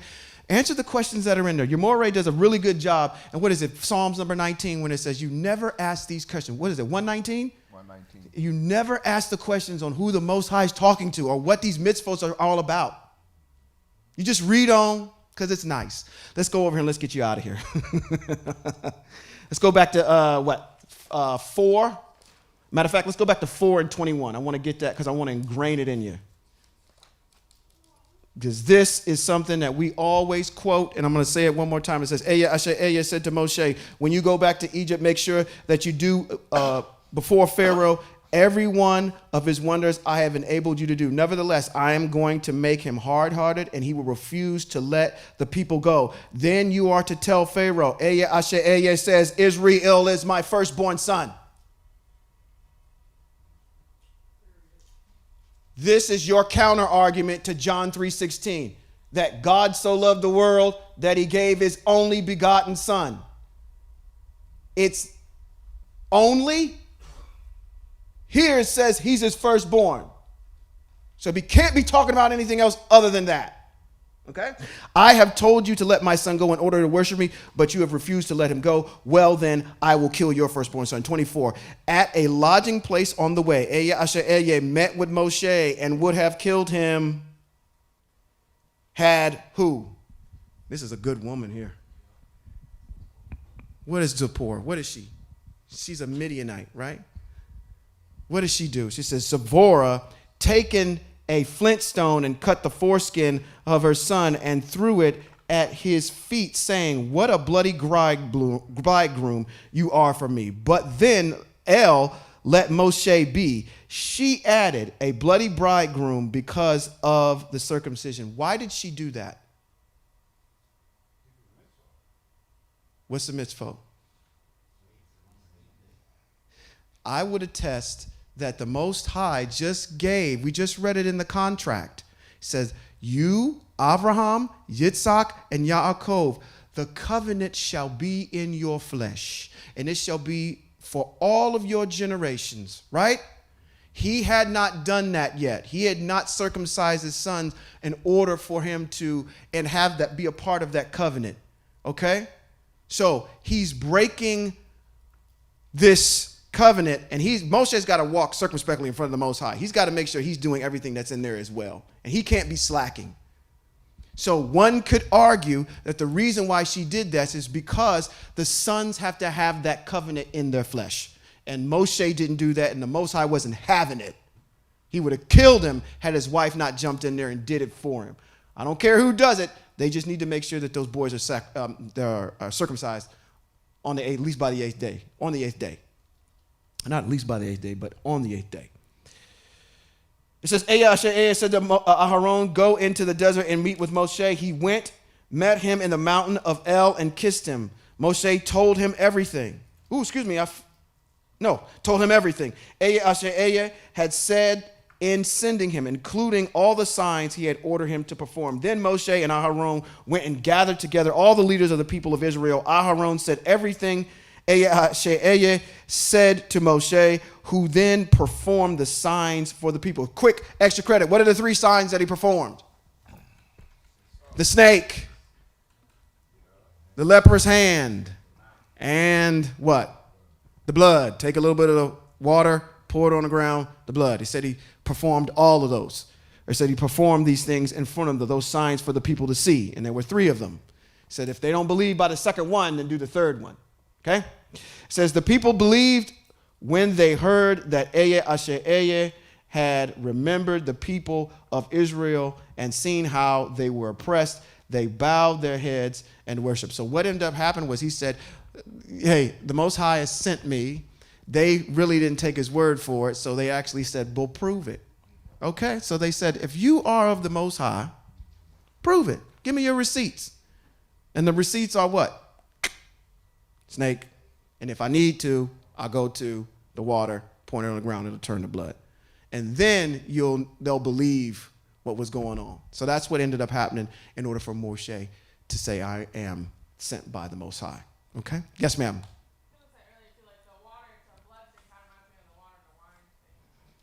The blood thing? Turning water into blood? Yes. Kind of reminds me of turning the water into wine. Oh, with Yashua across the street, the whole entire thing, yeah. Yeah, well, yeah, Moshe has turned a liquid into something else too. So that's nothing new if Jesus is doing that as well. I never understood that because we've reached the end of it. So y'all, thank you, Moray. We're done. It's always been interesting to me. When when we were in the Christian church, how they always frowned upon drinking wine. I could never understand that. It's like, didn't Jesus do this? But see, that's that part of that cognitive dissonance that you kind of keep telling yourself. It's like you see things that are over there that don't make sense, and you just like don't ask because you feel like, you're going to be ostracized by the group, or you're going to say something that's off, and I don't want to be that guy. Like, oh, come on. You're asking the question, and everybody looks back at you like, really, bruh? You don't want to be that guy. That's why you don't ask the question. But again, like I got to reiterate, there's a lot of people out there that are going to have some remedial questions, and we need to be a safe place for people to ask those types of questions, right? But there's a lot of stuff that it just keeps, every time we go through this, there's something that gets unearthed, or I won't even call it a superstition that we had over there in that Christian church that gets unearthed if we start looking at the mitzvahs. Again, I am not an advocate for Christ. If once you go further down the rabbit hole, you'll find a lot of things that are very incorrect. So, again, be encouraged. Continue to read the text. We're going to go through 5 and 6 next week when we come back. on the Shabbat, right? Right. We are leading up to our exodus out of Mitzrayim and into the wilderness to meet the Most High for the very first time as a nation of people and to get the mitzvahs or the rules and regulations that govern the nation or the kingdom of Hebrew Israel. That's what we're leading up to, is the getting ready to get the beginning of it. We're kind of like the, what do they call it in the movies where you have a movie, it starts like you have one movie and then they go back and get the prelogue or the, it's like with Star Wars. Star Wars started with like chapter number 4 and 5, and then it went all the way back to 1, where you got all the backstory of Darth Vader and Anakin Skywalker. Okay, it's like you go back and get the prologue or something that leads into it. And this is what this is before we get our mitzvahs. Okay, stand on your feet. Let me bless you so we can head on up out of here. Matter of fact, I'm sorry. Sit back down. I didn't ask this, and I want to do this, and I'm gonna make sure I do this. Are there any questions? You can be that guy in here. You can be that guy and be like, you know what? I'm still confused on the. No. If you got a question, ask your question. Yes, sir. Mm-hmm.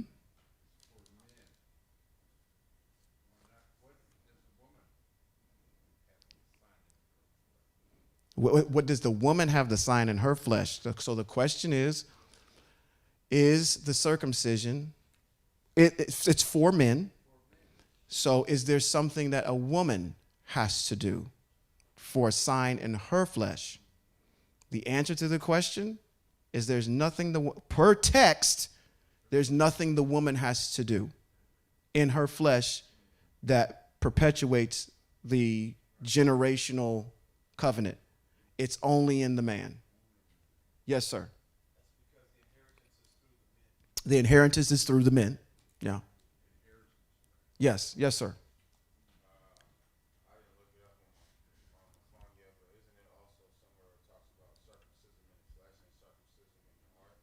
It does talk about circumcision in your flesh, most definitely. I think when we start talking about circumcision in your heart, that's more leaning towards the across the street type stuff, where they're trying to explain, well, circumcision is no longer needed anymore because your circumcision, it happens in your heart at that particular point. For us Hebrews, the standard answer, which is text, which is receipts, is circumcision in the flesh of the male. Okay? Now, again, that's why we kind of carry the bloodline through the man. Okay, let me give you an example. So what tribe was almost wiped out because of this issue that happened? Benjamin was almost wiped out. So they said, hey, when these ladies come out from Shiloh, go out there and they start dancing, they start twerking. And okay, so when jeez, this room is hard. My gosh. When they come out there and start dancing, go grab your wife. Okay? Go grab your wife. And then that way the line will continue to be perpetuated. Okay? Zelophehad had the same problem. What Zelophehad had nothing but just daughters. And they said, how in the world are we going to take care of this? Moshe went to the Most High, and Most High said, have them marry within their tribe, men that are there. Yes, sir. You said circumcision in the heart is Deuteronomy 10:16. Okay. Circumcision in the heart?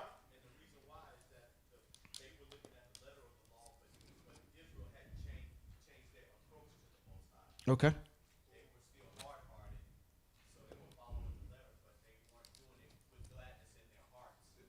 Well, I mean, even if you look at it from a...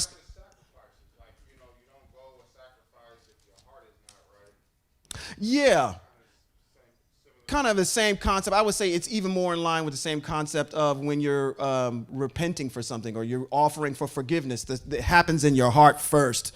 So that has to be, the circumcision is what? Is the honoring of the covenant that says I'm the Most High, set apart people, land, and his El. So if I'm circumcised in my heart as well, then my movements and what I do is all based on that as well, which is based on the Most High. Mm-hmm. Yes, let's make that point as well. It is not, thank you, Moray, it is not a substitute for circumcision in the flesh. That is a requirement, period.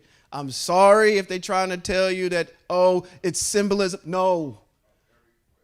Every male has to be circumcised in their flesh. If they're born on the 8th day, they have to get it done on the 8th day. If not, you haven't got it done, you need to get it done. I'm sorry. Okay? That's just what the text says. So that hard part would really kind of be up to the individual as they grow, right? Because you getting circumcised before you're a baby, and you can even, you know what I mean? So as you get older. Oh, yeah, circumcision of the heart. Where you were going with that and what I thought about was, okay, I can be circumcised in my flesh, but I don't have a heart for the Most High at all. Okay, so it's both together that has to have circumcision of the heart and mind. Yes, sir. This is to Hebrew Israel. This is not to everybody. She wants me to reiterate, this is for Hebrew Israel. The things that we're talking about right now are germane to Hebrew Israel. If you are not Hebrew Israel, this doesn't apply to you. You can do whatever you want, but don't come claiming the Most High, because that doesn't work. You can't say, and I know there's a big thing going on in the country with people that are here with the ICE thing, but you can't live in another country and say that you're an American citizen and never set foot in the American soil. Okay? You can't live in another country, claim I'm an American. You can't be a Christian and claim these Hebrew things if you are not Hebrew. Okay? Let's just call a spade a spade. And that's why you guys have the liberty to do whatever you want. But you're out of compliance. Are there any other questions? This is the time to ask. Is there anything in the chat? I know there probably is. He probably roasted me in the chat. Yes, the question is what?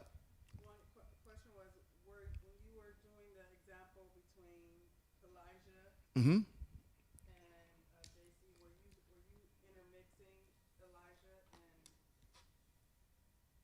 Elisha? No. Elisha and Elijah are two different prophets. Elisha is who I was talking about. Elisha, not Elijah. There's two of them. Elijah is the predecessor to Elisha. So I'm talking about the latter, not Elijah. Elisha. S-H. Is that the question? Or did I not answer it? The question was, were you going back and forth between the two? Yes, that's exactly what I was doing. I was comparing and contrasting, and the whole entire point with the Elisha and Yashua component was that Yashua does nothing new. That Elisha has already done it before. Elisha has made things flow. Elisha has fed people with little to nothing. Elisha has gone ahead and raised somebody back from the dead. Elisha has, what are the other ones that I mentioned in there? There's a plethora of things that Elisha has done. He been blind to the sight. Yeah. What'd you say? Feeding people. All the miracles that you attribute to Christ and say that they're some miraculous feat have already done by some Hebrew prior to him. That's all I'm saying. And stop holding this character in such high esteem. And if you want to get even better than that, I would even say, put him up against the Most High. I mean, there's no comparison in the world. That's like putting the LA Lakers up against me. I'm going to lose every single time. Yeah. Who do you compare me with? What's that? Do a couple. Okay. The Most High. Yashua. This is an easy one. Yashua fed thousands on one day. The Most High fed millions for 40 years. He said, and still feeding them. I've never seen the righteous forsaken or breaking bread. Okay? The Most High. Okay. I've yet to see the Most High clothe folk for 40 years. Straight. In the desert. Give me another. Okay. The Most High, or Jesus, or Yeshua, turned water into wine. The Most High turned a whole entire river into blood.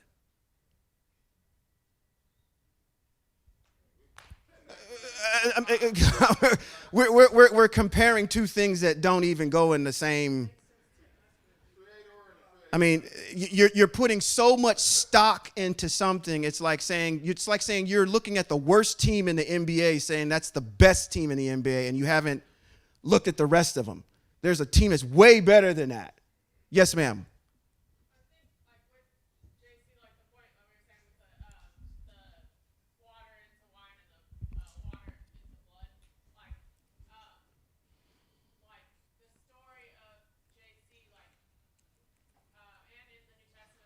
Like in the New Testament, it like repeats, like take parts and pieces of like the Hebrew scriptures and places it within it. Mm-hmm. And then same thing with Yeshua. It's kind of like he's recycling the same stories of the prophets, but it's the story of Yeshua. Like it's like manufactured, like you know. Did you see the word that you used? You said it's manufactured. That if you take the look at the body of work of Hebrew text, you could easily see how you could make a character like that. There's nothing new that's there other than this issue of the Immaculate Conception, which we as Hebrews debunk right out of the gate, okay? Because of the fact that you'd have to understand the mitzvot, you'd have to understand that, number one, the Most High does not allow a married man, or an engaged man, to have his wife, his fiancée, get pregnant by somebody else. Okay?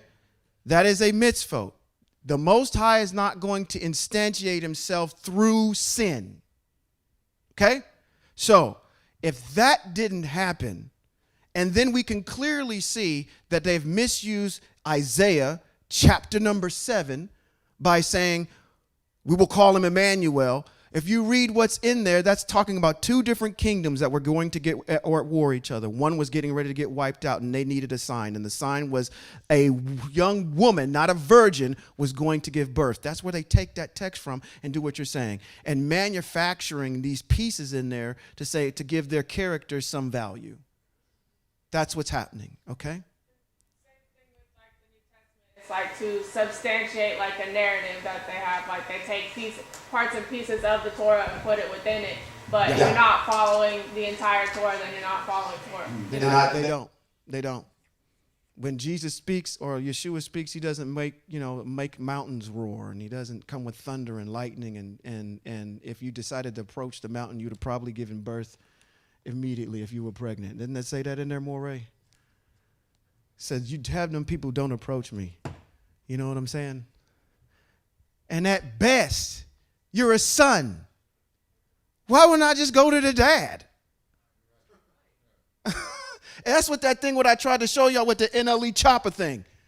When I was trying to show y'all that this dude is just like, I'm reading this thing, and he doesn't elevate himself more than a brother to anybody else. I'm going to give you this last one because I'm going to go hit it. John, chapter number what? Is it 20?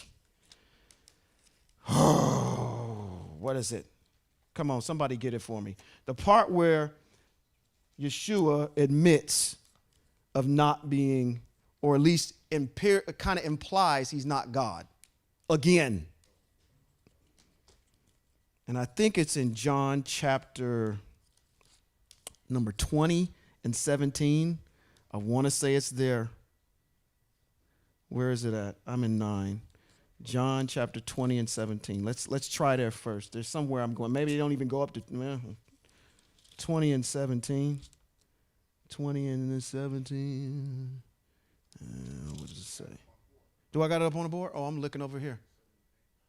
Oh, okay. Yeah, right there. 20 and 17. Let's read it together. It says, not together. I'll just read it. Just follow along. It says, stop holding on to me, Yeshua said to her. Okay, wait a minute. Let's give you some backstory about what's going on here. This is the portion of text where Yeshua, here came, stood in the middle of heaven, breathed and showed up. Okay. Let's go back up to 19. Let's go up to 19 a little bit. Let's just read it. It says, in the evening, that same day, the first day of the week, when the Talmudim were gathered together behind locked doors, out of the fear of the Yehudim, Yashua came and stood in the middle and said, Shalom Alakim. Having greeted them, he showed them his hands and his side, to say he's already been crucified already, and supposedly he's supposed to be showing up and showing his Talmudim that he's alive.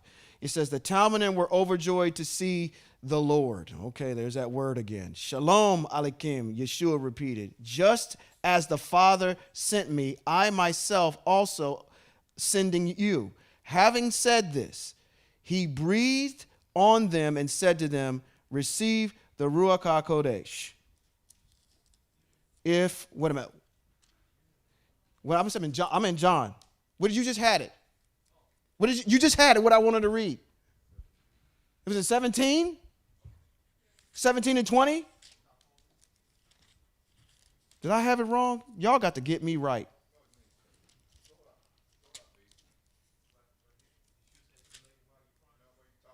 Yeah. Yeshua said to the lady, why are you crying? Excuse me. Why are you crying? Who are you looking for? Thinking he was a gardener. That's the part. That's what I'm saying. I was a little off.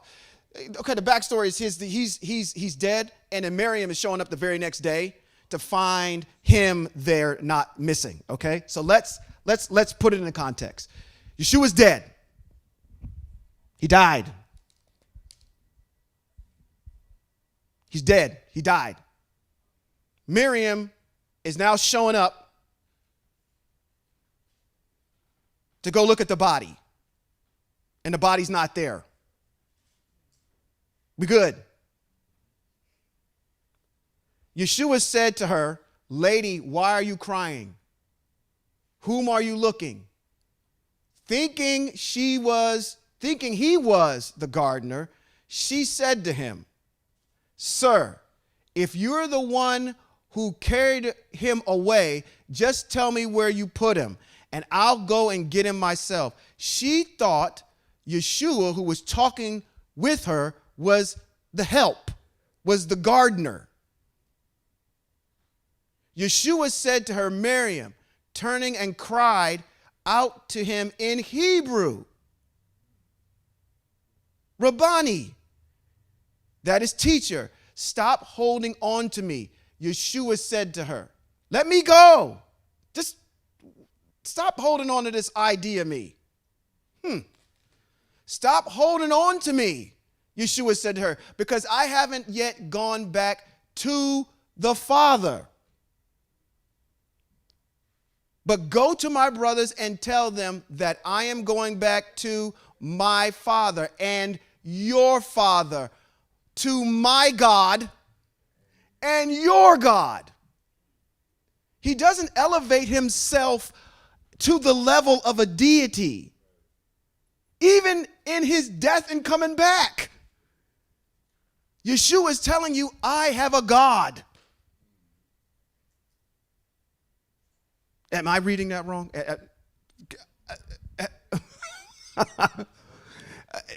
Yeshua out of his own mouth is telling you, I have a God.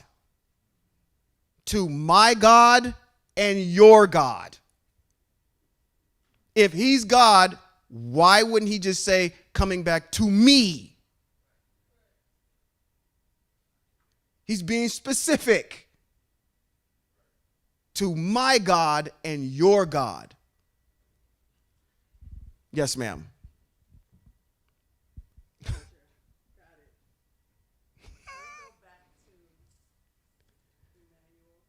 Emmanuel.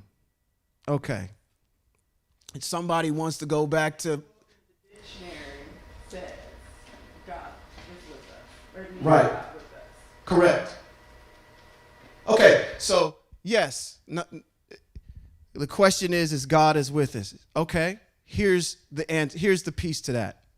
I think I know where this person is trying to go with this. Okay, God is with us. Why is he with us? See, you're not reading anything in context. You're not reading that the prophet was given a sign, and the sign was that a child was going to be born, and that child was going to be Emmanuel. Yahweh is with us. With us what? because he was afraid that the southern kingdom was going to be destroyed. Yehuda was going to be destroyed. The northern kingdom had banded together with other kingdoms. They were coming to destroy the southern kingdom of Yehuda. The prophet is asking for a sign. Most High, what is the sign that we won't be destroyed? A child will be born from a young woman, and you will name them Emmanuel. Yahweh is with us. That will be your sign that Yehuda in the south is not going to be destroyed. It has nothing to do with Christ.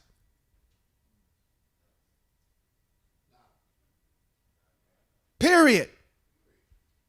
So trying to say Emmanuel has something to do with Christ, again, what the Christian church fails to do is to put things in its Hebraic context. You can put it in a Christian context all you want, but not a Hebraic context, which is the origination of the time, place, antiquity, even the science of that particular time. And read the thing from, like the Moray said, from front to back. Get an understanding of one and start jumping in there, taking text out of there and using it for your own good. That's not how things work. You would never want somebody at work. You know what? Sister V told me that this house was going to be 15%, 20% below market value, and I was going to get a 2.5 interest rate on this house. Did you say that?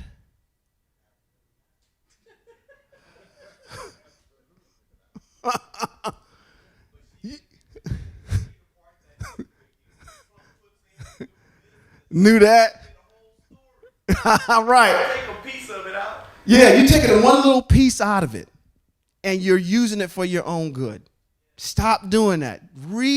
That's why we say, if you want to learn this Hebrew, this is what you do. I'm going to give you the formula. You take your butt, clear your mind of all spirituality. I mean, what I mean by that, imposed, Christian thought, any other thought, and just read the text. Just read it. You'll learn who the Most High is by just reading it. Oh, this is what he said, and taking it for what the Most High says. Then, inherently, you'll have the Most High's spirit, because the spirit recognizes the spirit, right? Listen to the podcast. We talked about that. Okay. You jumped up. He wanted to get into it. He said, by the way, yeah, I am. I'm going to take this liberty real quick. Since you're going to do this, I'm going to give you the last word. I'm going to yield the floor to you. So you go ahead and bless him after you're done. I was born into the Christian church, and I was taught that you have to be born again of water and spirit. So now, if you have been born again, let's leave the water out, but if you've been born of the spirit, and if you have been taught that the things of the spirit are spiritually discerned, the things of the Spirit are spiritually discerned.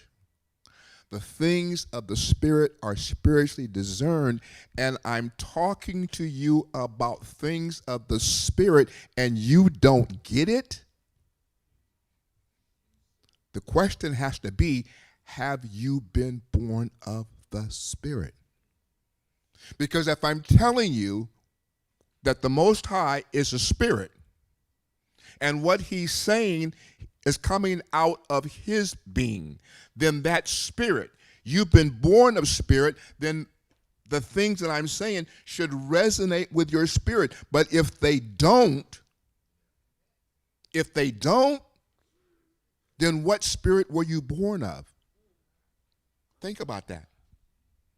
Because the things of the spirit are spiritually discerned. They're spiritually understood.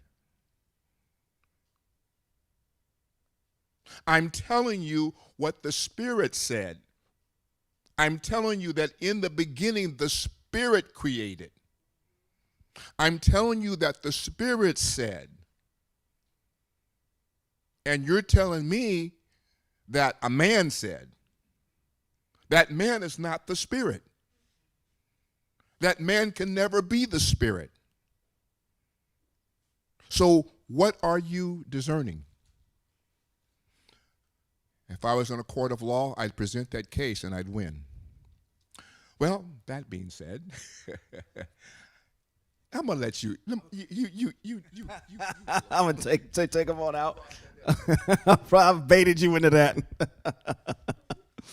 All right, stand on your feet. Hopefully we answered the question. I want to have this, I need to get through what I need to get through, and then I want to again open it up to the questions on the floor because we need to get our answers to things that we have. And now I'm starting to see something that works. If you got, matter of fact, do this. Even if you have some friends, I'm talking to them tall gentlemen in the back too. If you got friends, get them online. They can be on the phone with you while they're listening, asking you questions, and they can get their questions answered. The whole entire thing is about setting up an environment that's safe for people to come and ask and not feel as though they're getting judged for where they are. Because I'm going to tell you one thing, and I'm going to end on this note. Ain't nowhere in the world anybody in here under the sound of my voice should have an arrogant spirit, because we were there once too. And you think about if somebody was coming at you with this vitriol, if whatever's being perceived, which hopefully we're not trying to be intimidating at all. We just want to try to give a place and a forum for people to ask and get an answer. Let us sit down and reason together. We're not going to bite your head off. We love you. We're trying to help you. We're trying to get this thing out so people can have a good understanding and get closer to the Most High. Let me bless you. Bad Midbar, chapter number 6, verses 24 through 26 says, Yivareka Yahweh v'yishmareka, Yair Yahweh panav eleka v'huneka, Yisa Yahweh panav eleka v'yasam laka shalom, which simply means in English, may Yahweh bless you and keep you. May Yahweh make his face to shine on you and show you his favor. May Yahweh lift up his face towards you and give all of you shalom. West Coast Hebrews, until next time.